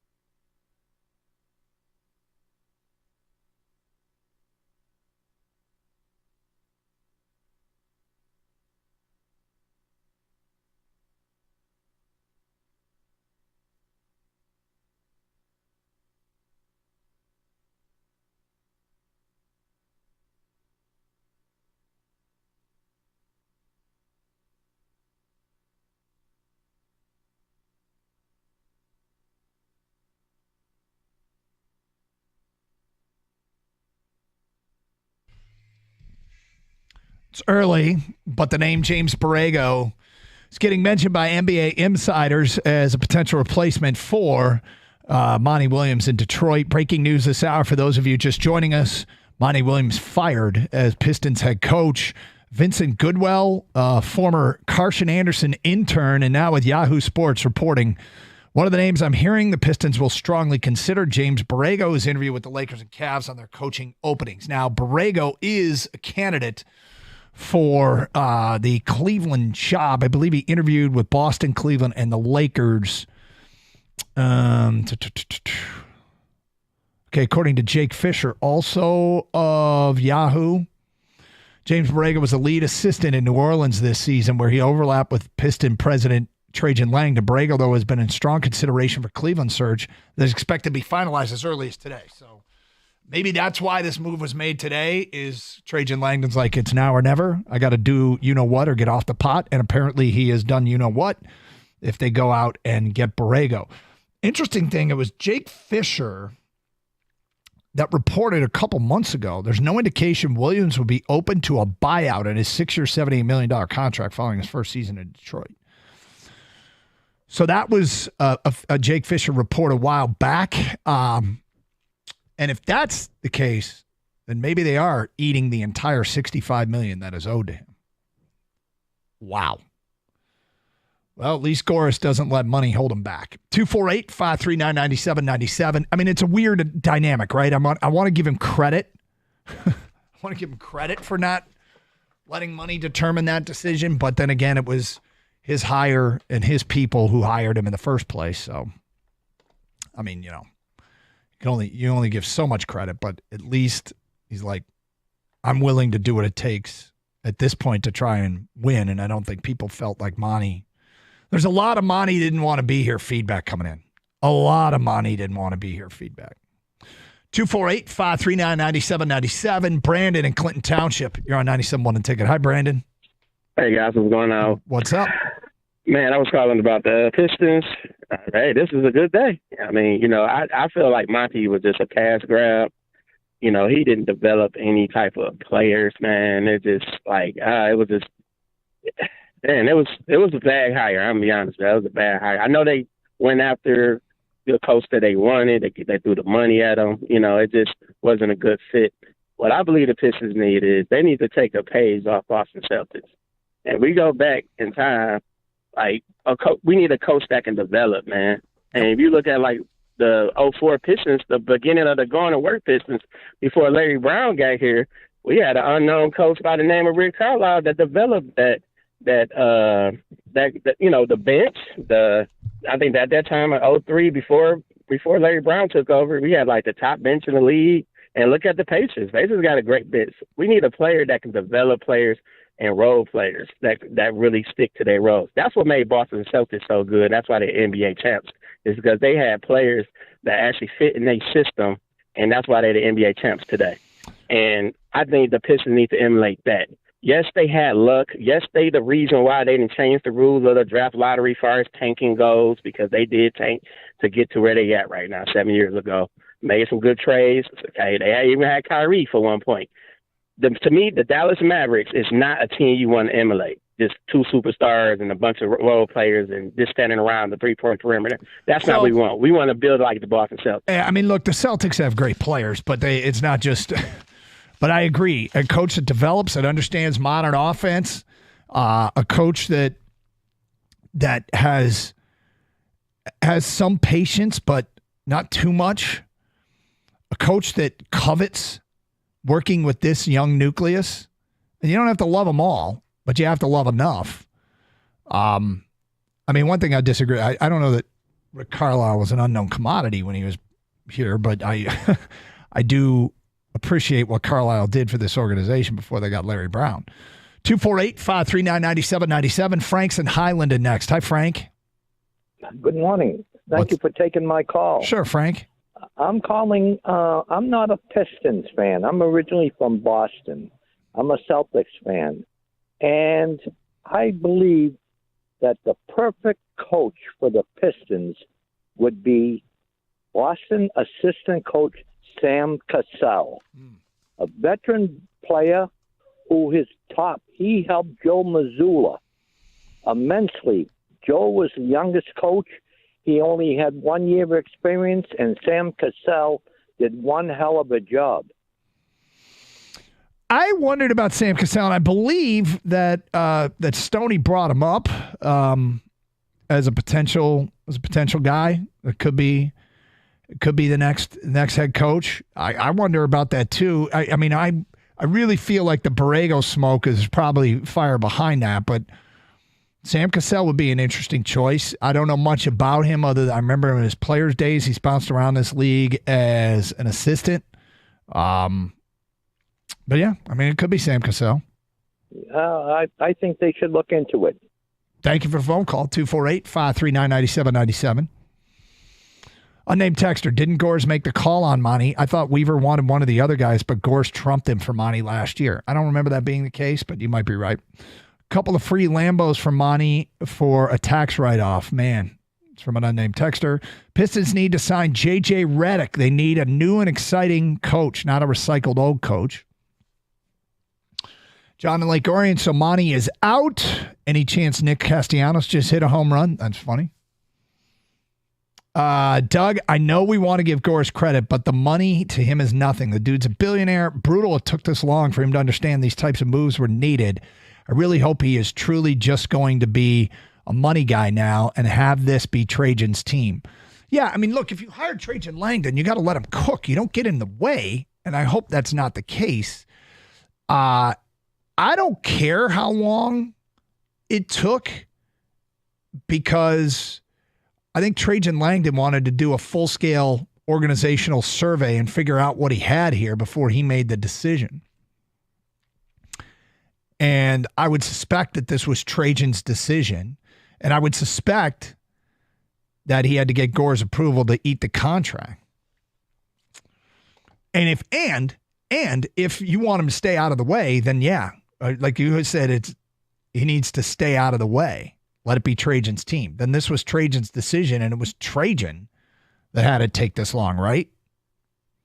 Hire Sam Cassell, draft Bazelis or Williams. Hope Vincent can do 5 to 10% addition to their shooting. Vincent can get a 5 to 10% addition to their shooting and go get Brandon Ingram. That's from Reed going off to the golf course.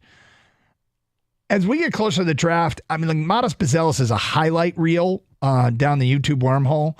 I just don't know that he makes sense for this team. Great, another guy that can get to the rim and slash, but they need shooters, and he's not a great shooter. Now, given last year, there was a lot of work on his shot. I think he shot 26% in the G League, but they were working on changing his shot. So maybe there's more hope than the statistics would imply. But that's not, I don't know. As we get closer, I'm less high on Matas Bazelis.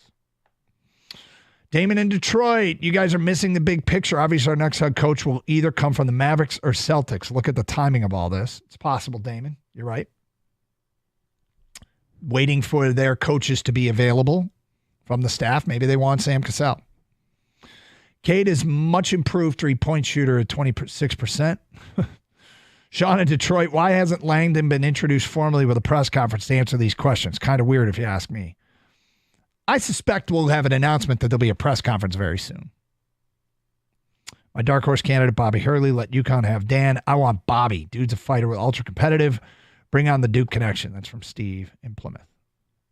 They go Duke connection. Would Krzyzewski be in? Nah. Huh?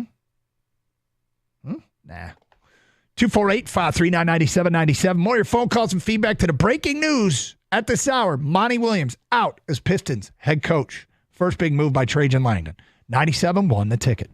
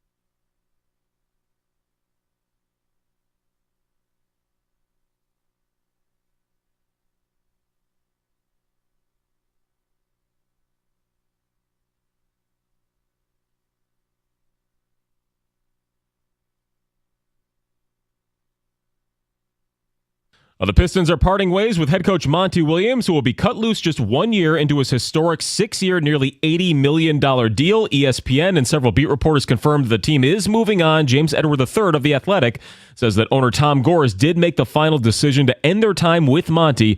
A note, one of the big coaching candidates this offseason has been New Orleans assistant James Borrego, where new president Trajan Langdon just moved from. A holiday start time for the Tigers as they start up with their road trip, or finish up the road trip in Atlanta. Their first pitch going to be at 12:20 p.m. as they attempt to salvage what they can from a pretty rough stretch of offensive struggle. Now, aside from a 13-run outburst in Houston, they've scored a total of 3 runs in the other 4 games, and A.J. Hinch tried to break down what exactly the issue is.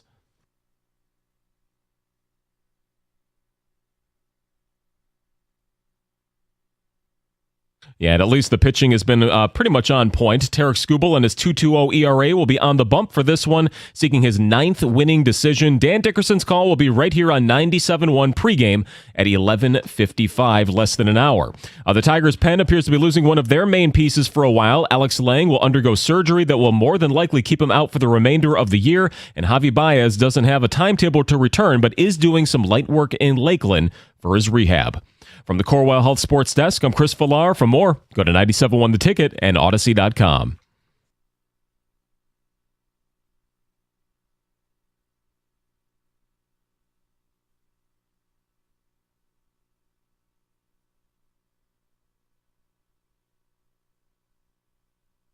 Doug Karsch, Gator out today, 248-539-9797. Open lines, 248-539-9797. Great to be with you here on a holiday, Juneteenth, important day on our calendar. And Tigers have an afternoon special just after noon. We'll be playing Atlanta.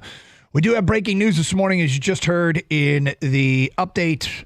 Monty Williams out as Pistons head coach has led to a lot of reaction as the first major move made by Trajan Langdon.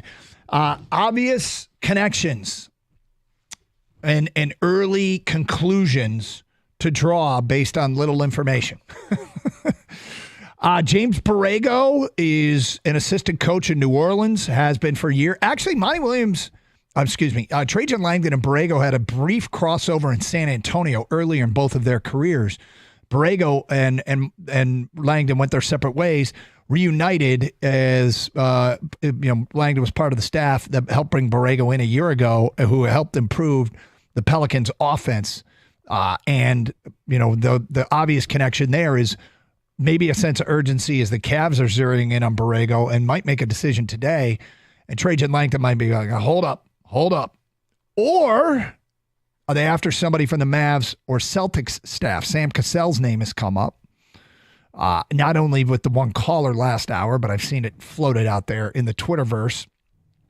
So, with those guys, the timing of this might make some sense as to why the firing was announced today. 248-539-9797. It's not Fred Vinson, right? They didn't bring in New Orleans shooting specialist. It would make some sense if there was sort of an all-along belief that they wanted to bring in Borrego and Vincent as part of the staff. That might be where I would push my chips in on what's going to happen next. 248-539-9797. Carson Anderson here on 97.1 The Ticket. Let's get back to your open line calls. We got a Frank in Detroit. You're on 97.1. Hi, Frank. Hey, Doug. How you doing? What's up? Yes, I was calling. I think Luke Walton or Darvin Ham, they got experience by high-profile teams, then I think they might be good candidates for the Pistons, So I haven't given them much thought. What about those two do you like? Well, Luke played for he played for the Lakers. Ham played for the Pistons. They've been, they had championship runs and been on championship teams and just got that kind of pedigree of coaching, on a higher level team than getting like lower level coaches and had to, figure out if they're going to succeed or not.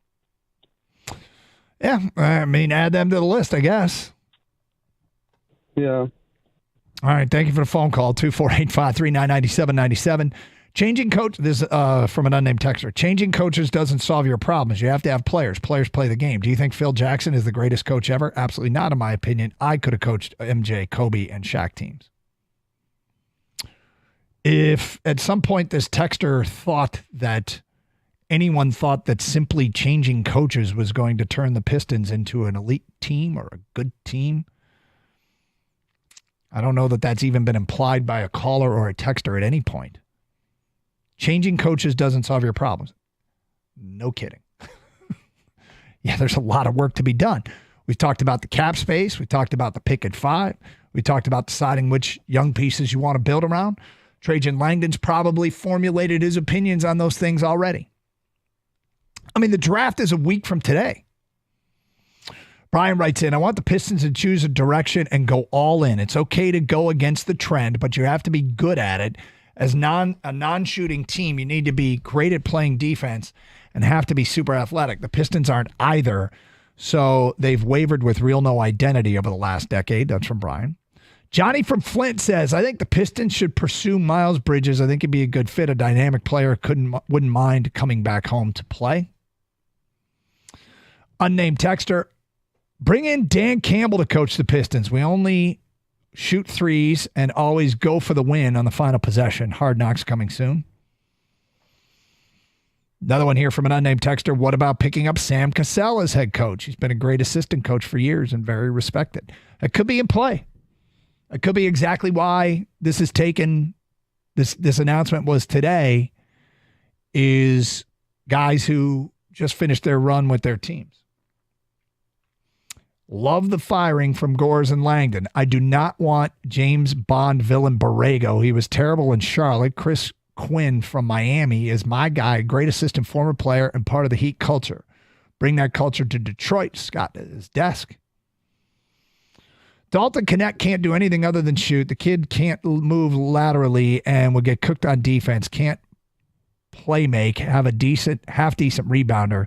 Better off taking a reach in this draft and hope you can train him up. Next one, it's literally next to impossible, but would love to have a coach with the exact same mindset and aggression as Dan Campbell. So there you go, some of the feedback we are getting. 248-539-9797. It's Karsch and Anderson, a Gator out today. There's a trade rumor out there in MLB that might make some sense. I'm not quite sure if these parts would work, and there'd be something awfully unique to it, but is there a player out there that the Detroit Tigers could go steal at the trade deadline? 248-539-9797. Other things going on today, Stanley Cup Finals. Edmonton takes a 1-0 lead leading into a drunk second period last night, and the Oilers stay alive after being down 3-0. They win game 4. They go back to Florida, win 5-3. And perhaps two things here. So down 3-2, they go home, which, look, I think home ice matters less than home court or home field.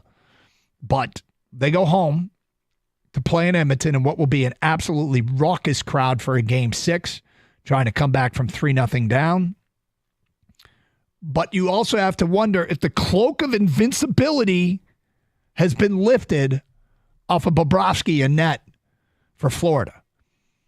You go back to the 2 goals that Edmonton scored at the end of game 3. Then they scored 8 in game 4, 5 in game 5. So in 7 periods of hockey, they scored 15 goals against Bobrovsky. Again, looking like that hot goalie you just couldn't beat. Edmonton had that look in their eyes that I've seen in Detroit Red Wing teams when they ran into the hot goalie in the playoffs. Like, you just can't beat them, and you're trying to be too fine, and you're missing the net because you're trying to pick corners, and you think, I got to go off the post here. I got to go off the crossbar. Edmonton had that look, and then they've just exploded in the last 7 periods offensively. And you have to wonder if they've I'm not going to say solved Bobrovsky, but it's no longer in their heads. I would have to think that that's the case, but that's turning into a very interesting series. And a story of one of the all-time greats, Willie Mays, passing away at the age of 93. He made one of the most iconic plays in Major League Baseball history with that catch at the Polo Grounds, I guess. But it was, 440 feet from home plate in that strange stadium. And an unbelievable catch.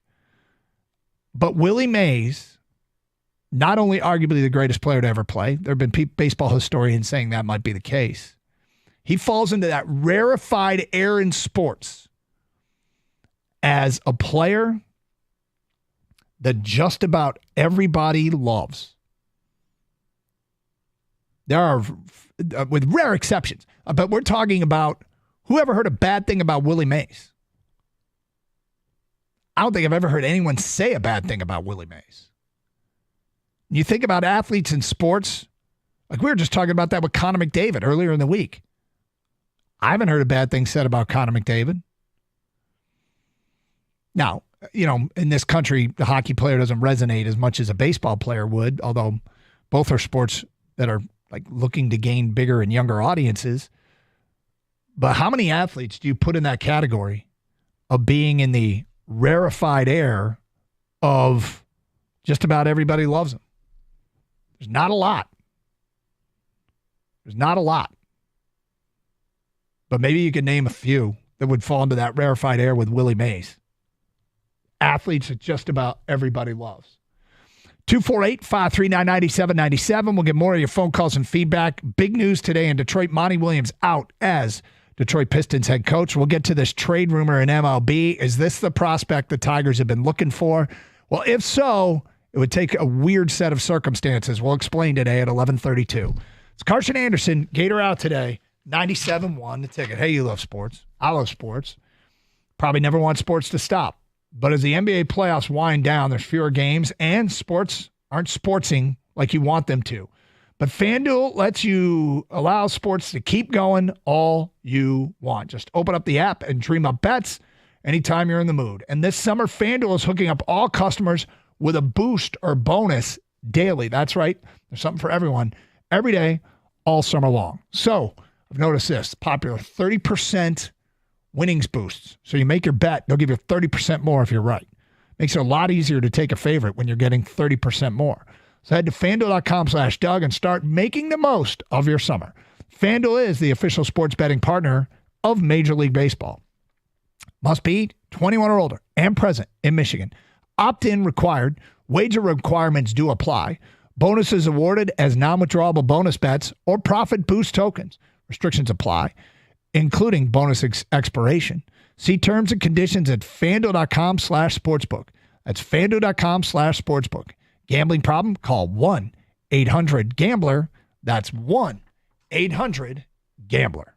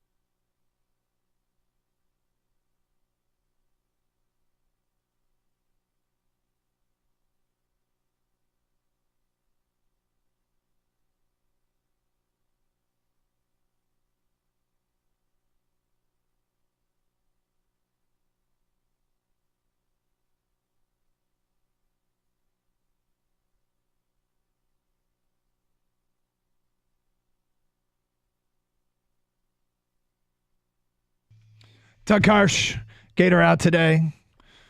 Get to some Tiger stuff coming up today at 11:32. Leading into Tiger baseball this afternoon here on 97.1 The Ticket. In the meantime, breaking news today, this morning, Monty Williams out as Pistons head coach. Yep, fired Tom Gores. Look, he hired the people that went all in on Williams. Williams said no. Gores went back and made him the highest paid coach in the NBA with a Godfather offer. And 1 year into the deal, Gores, paying a massive Troy Weaver tax, eats a ton of cash. Front Office Sports is reporting, and I don't know that they know this for a fact, but they say that the Pistons will pay all of it, $65 million, to Monty Williams. Stephen A. Smith this morning on ESPN said Monty wanted out. It was a mess in Detroit, which I would say no crap. It was the worst season ever. Obviously, he can't have loved his time here, but I mean, I guess one thing that might have been misinterpreted, and that I personally will admit I didn't really consider, is did Monty Williams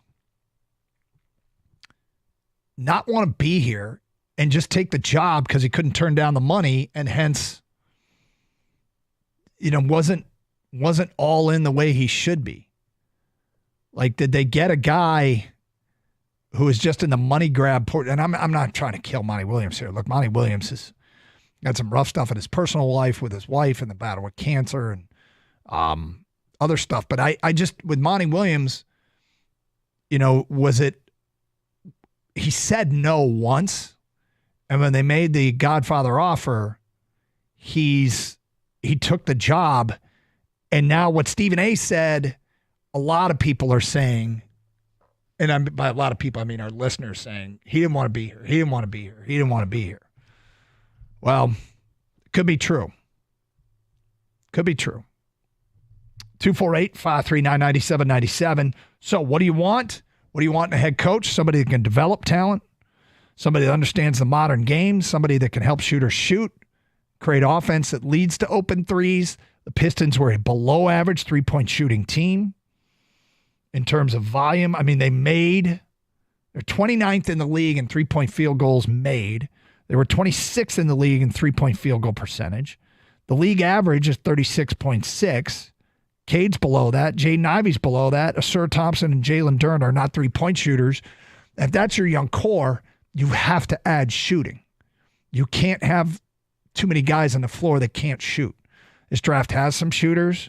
Reed Shepard probably will be gone by the time the Pistons draft if they move back. I like Dalton Connect. I think Cody Williams is an interesting prospect out of Colorado who shot a good percentage from three but wasn't a volume shooter, and he's early in his career. Jonathan Giovanni, the NBA insider, updated his mock today, and it was another vote for Modest Bazelis, who seems to be the most popular name out there as it pertains to possible Piston draft picks. It seems like more mocks than not have Modest Bazelis being the guy. Bazelis didn't shoot at all in the G League at 27%. Reading up, they said don't read too much into that because they've been trying to change his shot. Okay, got it, but still, that's a risk. You don't know if the changes are going to work. So, I don't know. We'll see which direction it goes, but a ton of feedback coming in on this. Also, we're getting some response to players and athletes that everybody loved, with Willie Mays being in that rarefied air. There are few athletes that it feels like they just don't have a lot of haters. It just seems like everybody loves him. Like this one. An unnamed texter said, I think most everyone loved Wayne Gretzky. Yeah. I got to throw Jim Thome in as an athlete that everyone loved, even though he was an absolute Tiger killer. That's from Scott at work.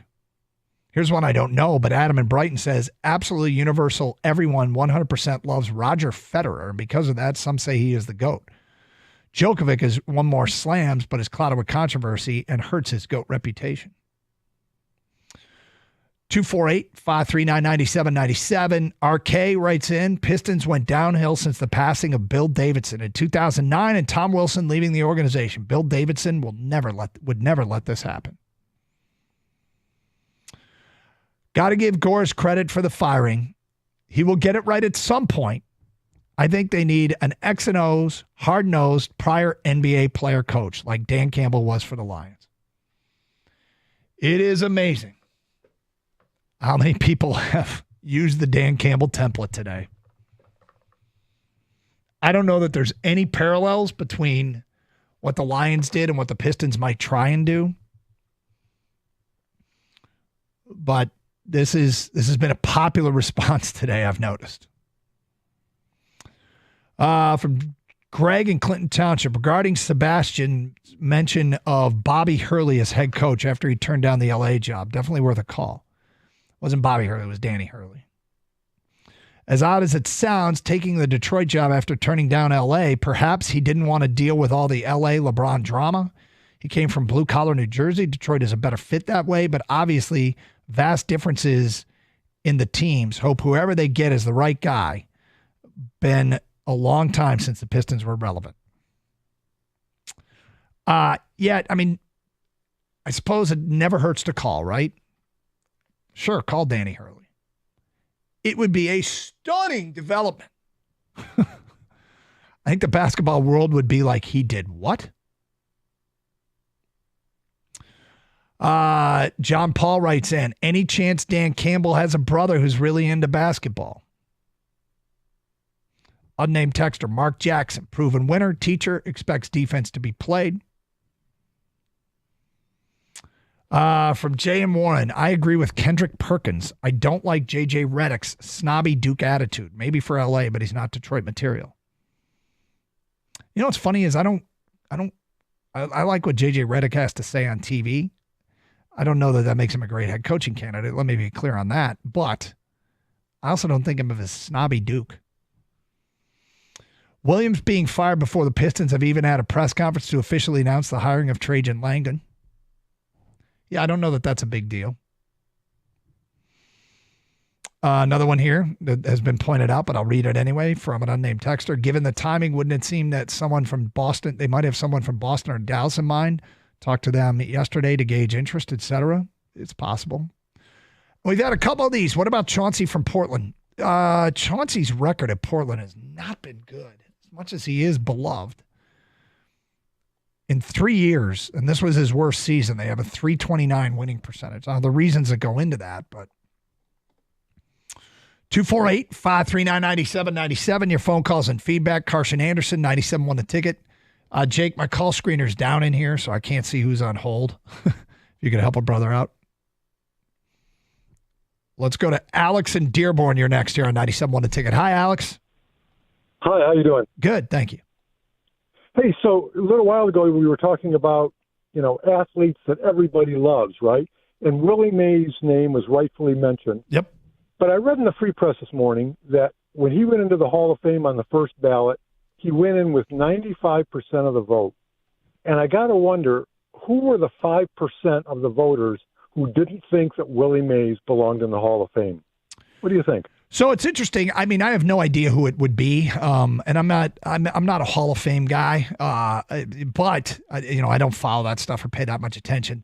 There is a lot of people out there that believe that some baseball writers simply refuse to elect anybody on the first ballot, that they don't think anybody is worthy of the. And I think it goes back to like if Babe Ruth didn't get 100% of the ballot, nobody should. And I don't know that I would ever operate that way, but there is, it's funny, somebody used the term snobby Duke earlier. There is a high degree of snobbery that goes with some of the Baseball Hall of Fame crowd. Yeah, I feel like you should just look at that athlete, look at his stats compared to all the others in his field and make your decision based on that. But yeah, I get it. There's a lot of stuff beyond that goes into it. Yeah. I mean, when it comes to Willie Mays, I thought, I just can't think of anybody that didn't love Willie Mays. I mean, who didn't love or at least have good things to say or had a positive attitude about Willie Mays? And it's rare in sports. It's very rare in sports. And he was a beloved figure. And I think that, when we talk about modern day athletes, They're very few. I mean, they're very few, I guess, old timers too. But thank you for the phone call. Nancy in Farmington, you're next on 97.1 The Ticket. Hi, Nancy. Hi, how you doing? Great, thank you. Being from Detroit, what about our beloved Al Kaline? Yeah, you know what's funny is he might fall into that category. I don't remember anybody saying anything bad about Al Kaline. He was loved by everyone. Seems like it. I mean, he wasn't the name as big as Willie Mays, but yeah. Nobody had his whole career in Detroit. Love too. that.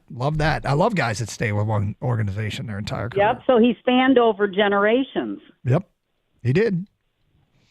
Thank you for the phone call, Nancy. 248-539-9797. All right, could this guy be the prospect that the Tigers go get? It would lead to some very unique circumstances, but this could be in play. We'll get to it at 11:35 here on Karsch and Anderson on 97.1 The Ticket.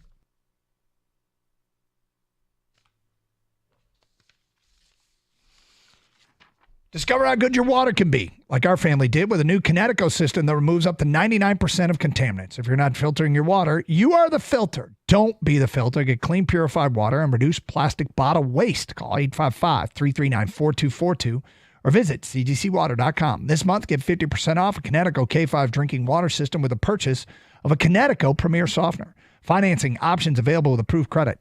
CGC Water Treatment and Plumbing, your authorized independent Connecticut dealer.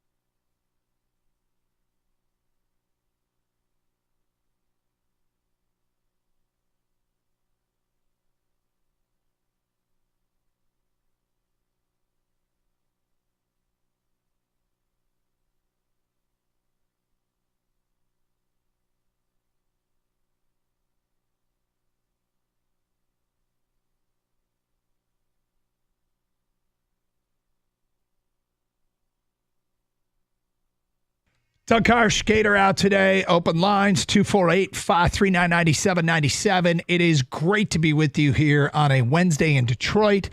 Tiger baseball coming up this afternoon.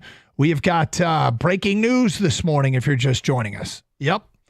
Monty Williams fired as Pistons head coach.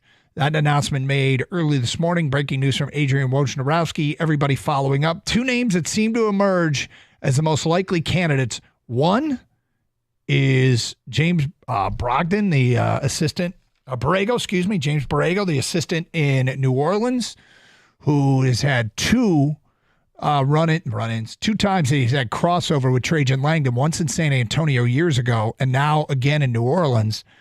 And Borrego seems to be one of the leading candidates with the Cleveland Cavaliers. He was for lack of a better term, offensive coordinator who was brought in to help improve New Orleans offense, and he did have a positive impact. The Pistons already brought in Fred Vinson, an assistant coach that they just hired from New Orleans. Wonder if that was done with this in mind, but could be Sam Cassell from Boston. Could have been It might have been waiting out Cassell. 248-539-9797. We'll get back to your phone calls in a moment. Just want to follow up with this sawdust story and started to wonder, could this be a fit for the Tigers? Bob Nightingale of USA Today suggests a very good prospect could be had. It's a team that is chock full of prospects, the Baltimore Orioles. Nightingale writes, the Orioles' best trade chip they may be willing to part with at the trade deadline is prized catching prospect Samuel Basallo, who was blocked by all-star catcher Adley Rutschman. Okay, so Basallo's a pretty damn good prospect. And I wouldn't think that Jack Flaherty could get Basallo, except it is a seller's market. There are so many teams looking to buy and so few looking to sell. We pointed out it feels like virtually everybody in the National League's in the wild card chase. And that's only good for sellers. The weird thing would be, and first of all, the Orioles, while their starting pitching's been good, they've lost two starters this year. John Means to Tommy John surgery and Tyler Wells to UCLA surgery. Their UCL surgery. Their closer, Felix Bautista's been hurt. Craig Kimbrell's doing a good job. Another arm, Danny Colomb, has been hurt. And the Tigers have pitching to offer. Could they give up a reliever in Jack Flaherty and maybe something else and get Samuel Basallo? Well, I guess it would truly test how much of a seller's market it is. But here's what would be so unique about that. That would be 2 years in a row that Baltimore has traded for Jack Flaherty at the trade deadline. He's having a much better year this year than they did last year. I can't see Baltimore doing that again. I just can't. And I don't know if that would be enough to get it done. But do they want a relief arm? Do they want Flaherty plus to get Basallo? I'd be pleased with that deal. How much is the plus? Well, I think it would have to sting a little bit, whatever the plus is. 248-539-9797. Phone calls, feedback. Karsch and Anderson, 97.1 The Ticket. Let's go to Dan, who's next on 97.1. Hi, Dan. Hello. What's up? Hey, so you were talking about people like Willie Mays, and one that came to mind for me was Mr. Cub, Ernie Banks. Big home run hitter, great shortstop. Everybody loved him. Well, yeah, it's another great example. I mean, I was asking, for some modern athletes, and obviously Ernie Banks goes way back. We've had Al Kaline suggested. I'm wondering who today would fit that category, but Ernie Banks, back in the day, yeah, seemed to be a beloved character. Well, today, yep, maybe Mike Trout, maybe Shohei. Shohei's a great one. Probably has some critics that think he has somebody who took the fall for him. But yeah, Shohei's an example. Here's a good one. Do you think everyone loves Miguel Cabrera? I think so, because he always looked like he was having so much fun with the game, but I wonder if other fans got tired of him joking around with their guys. There was some off-the-field stuff earlier in his career, but I think he kind of overcame it. But Miggy Miggy's a pretty good example of an athlete that is beloved. Another one here regarding Monty Williams. Did Monty ruin Ivy kind of on purpose or kind of tank the team to get out? Is an honest question. I suppose it's an honest question. It's one that I wouldn't go on the air with that theory. I wouldn't put my name behind that theory. That seems like you're really questioning someone's integrity. And I don't know that I would make that accusation. I doubt it. I highly doubt it. 248-539-9797. What if they go after John Beilein, proven working with college players, and most of the guys on the team are young, which would bode well for their transition to NBA talent? That's from Andrew in Livonia. Well, see, John Beilein was a college guy through and through, and what he was trying to do didn't necessarily work at the NBA level, one might say. That appeared to be a horrible fit. And if John Beilein was interested in coaching again, I think he probably would have got the Michigan job. I mean, they're very happy with Dusty May, but I think he probably would have got the Michigan job. 248-539-9797. It's Karsch and Anderson. Phone calls, feedback. Just a reminder, you can stream the show with the Odyssey app. Download for your mobile device today, AUDACY. Also streaming through our website, 971theticket.com. You also stream with video. Go to twitch.tv, search up 971theticket, and stream with video on youtube.com. Let's go to JD in Ann Arbor. You're on 97.1 The Ticket. Hi, JD. Hey, how's it going, man? Good. All right, so as far as an athlete that's loved by everyone, I wanted to put out Mookie Betts. You know, he kind of does it all, multi-sport guy, fun to watch, good character. I feel like there's not many people who don't like Mookie. I think you're probably right. I think that's a good example of a player. I'm also wondering, the more I talk about this and think about this, kind of workshopping an idea, it feels like baseball might lend itself to this more than other sports, to guys that are just universally beloved the way Willie Mays was. You know? Yeah, for sure. Yep. But I can see that. America's pastime, so everybody's usually watching, whether they say they like it or not. Yeah, I mean, I don't know if it is America's pastime anymore. It's been called that historically, but Mookie Betts is I mean, not a lot of people love the Dodgers, and they certainly don't love the Red Sox, but I think more are tolerant of the Dodgers than the Red Sox. So remember when he was with the Red Sox, I think Red Sox, I'm not sure a lot of people would say that they could bring themselves to say they didn't hate a Red Sox just because inherently one might. 248-539-9797. The Pistons, by the way, have just released a confirmation, as expected, and has been reported that Monty Williams is out as head coach of the Detroit Pistons. Tom Gores with a statement. Decisions like these are always difficult to make, and I want to thank Monty for his hard work and dedication. Coaching has many dynamic challenges that emerge during a season, and Monty always handled those with grace. However, after reviewing our performance carefully and assessing our current position as an organization, we will chart a new course moving forward. I have great respect for Monty as a coach and a person, and I'm certain he will be successful in his future endeavors. I sincerely wish him and his family the best.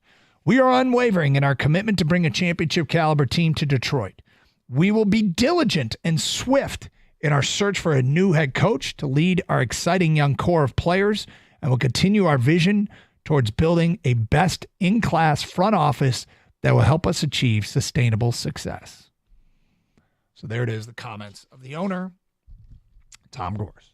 248-539-9797. It's Karsch and Anderson. Tiger Baseball coming up shortly. 97.1 The Ticket.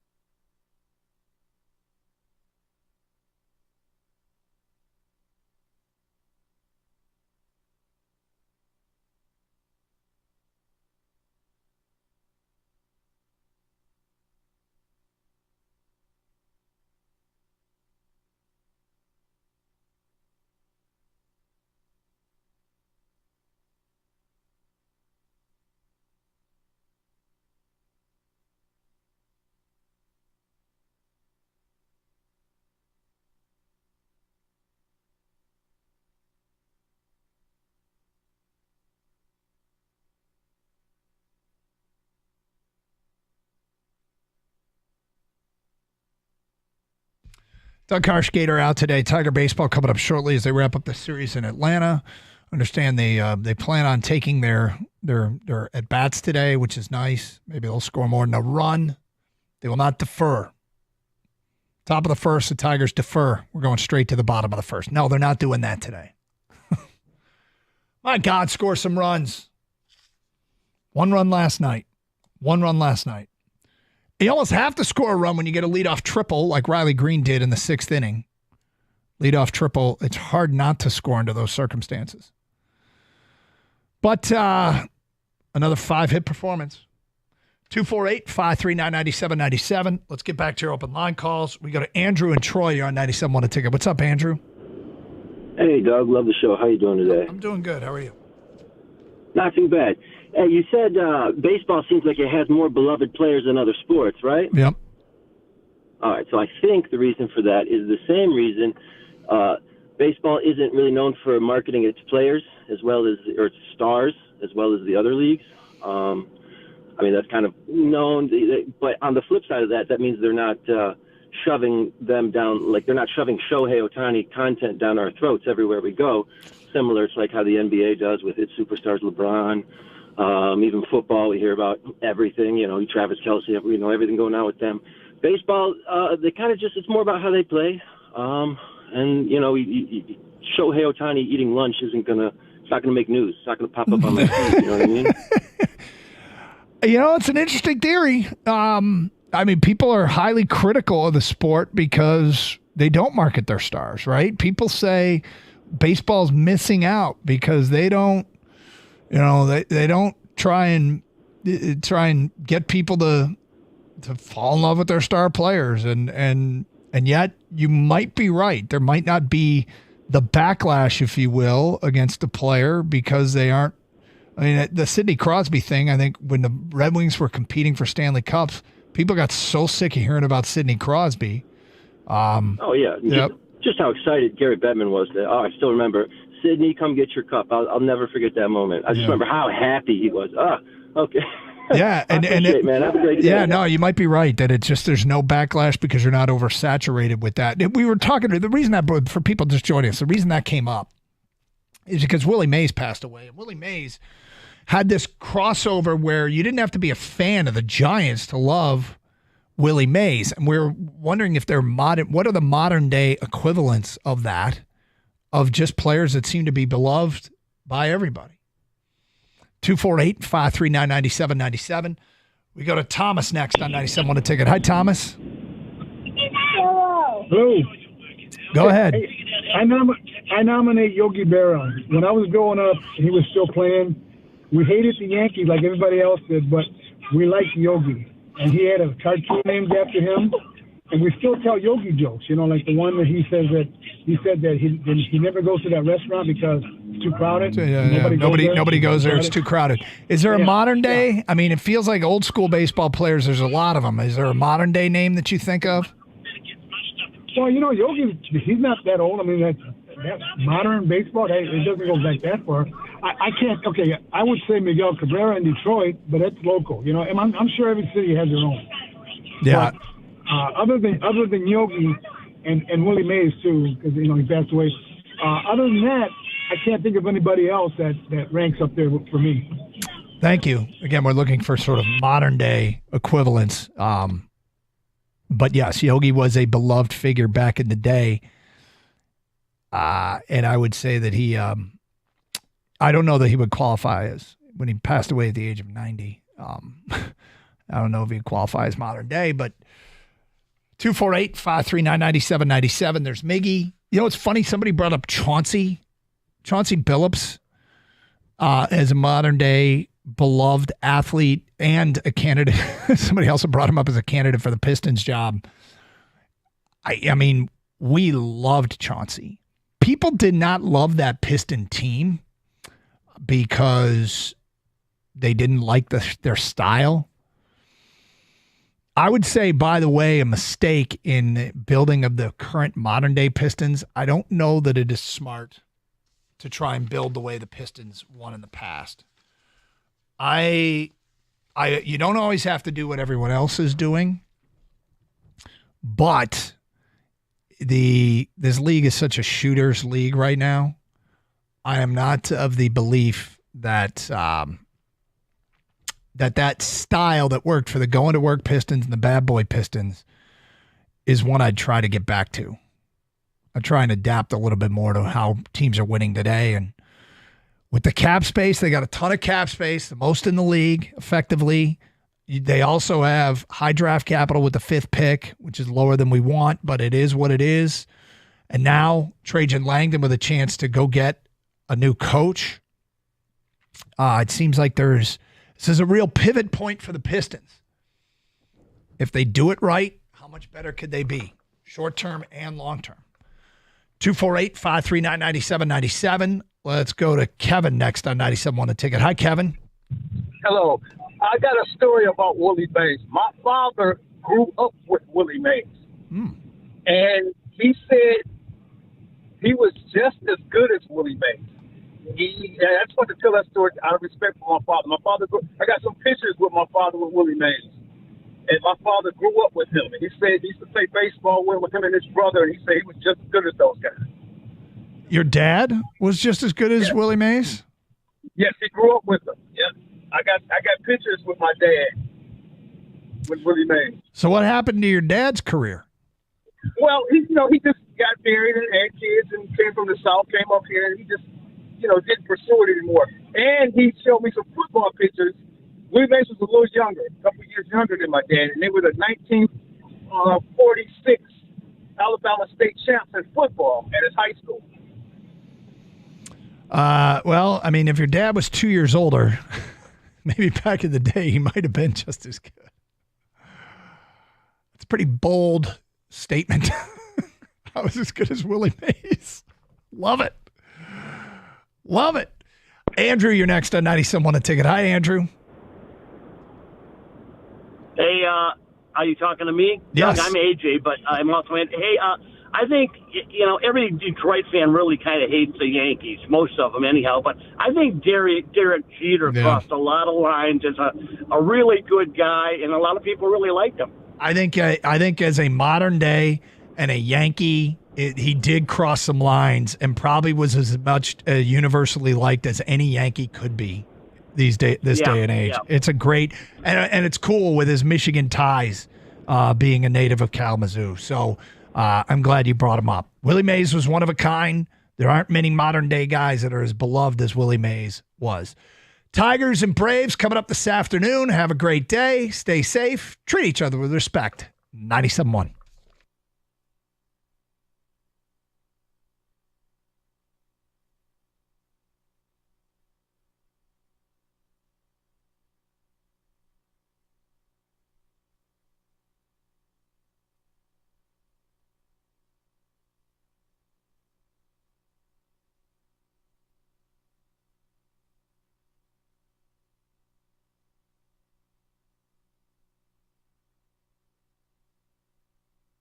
Curveball hit hard out in the left field. It's in there for a base hit. Hart may have a shot at box. Here comes the throw. John Worth lets it go, and he runs over free-hand, and they got it.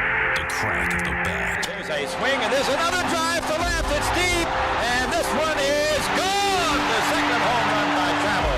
Whitaker scores. The roar of the crowd. Into a mob scene at home. Walk-off winner. It's unbelievable. It's magic here in this ballpark. The love of your team. You Tiger fans are the greatest fans of all. No question about that. A 124-year tradition continues. This is Detroit Tigers Baseball on the Detroit Tigers Radio Network. Brought to you by Blue Cross Blue Shield of Michigan. Committed to providing members access to care they need whenever and wherever they need it.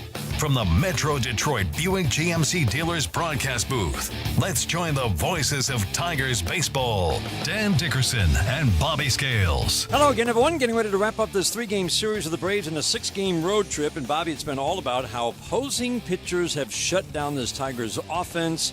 Today, it's a matter of just getting enough run support for your ace, Tarek Skubal, but another challenge with Reynaldo Lopez on the mound. Yeah, another tough customer on the mound for the Atlanta Braves, like you said, Dan. It's been a struggle to score during this road trips and during the season in general, but it doesn't get any easier today for the boys. Tarek Skubal on the mound, coming off of one of his toughest starts of the year.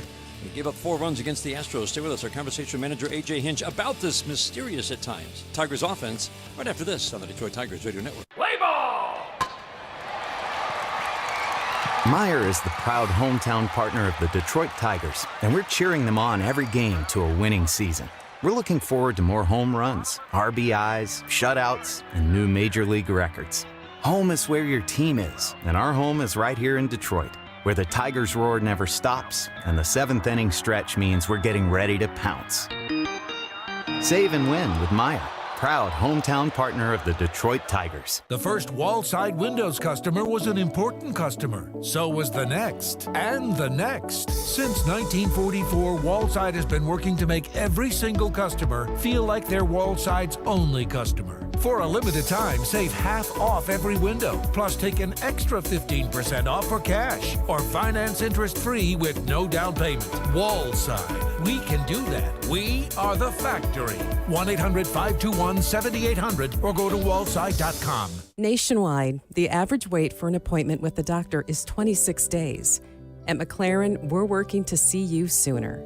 Our network of primary care providers is growing throughout Michigan, and we are opening access to make more appointments available.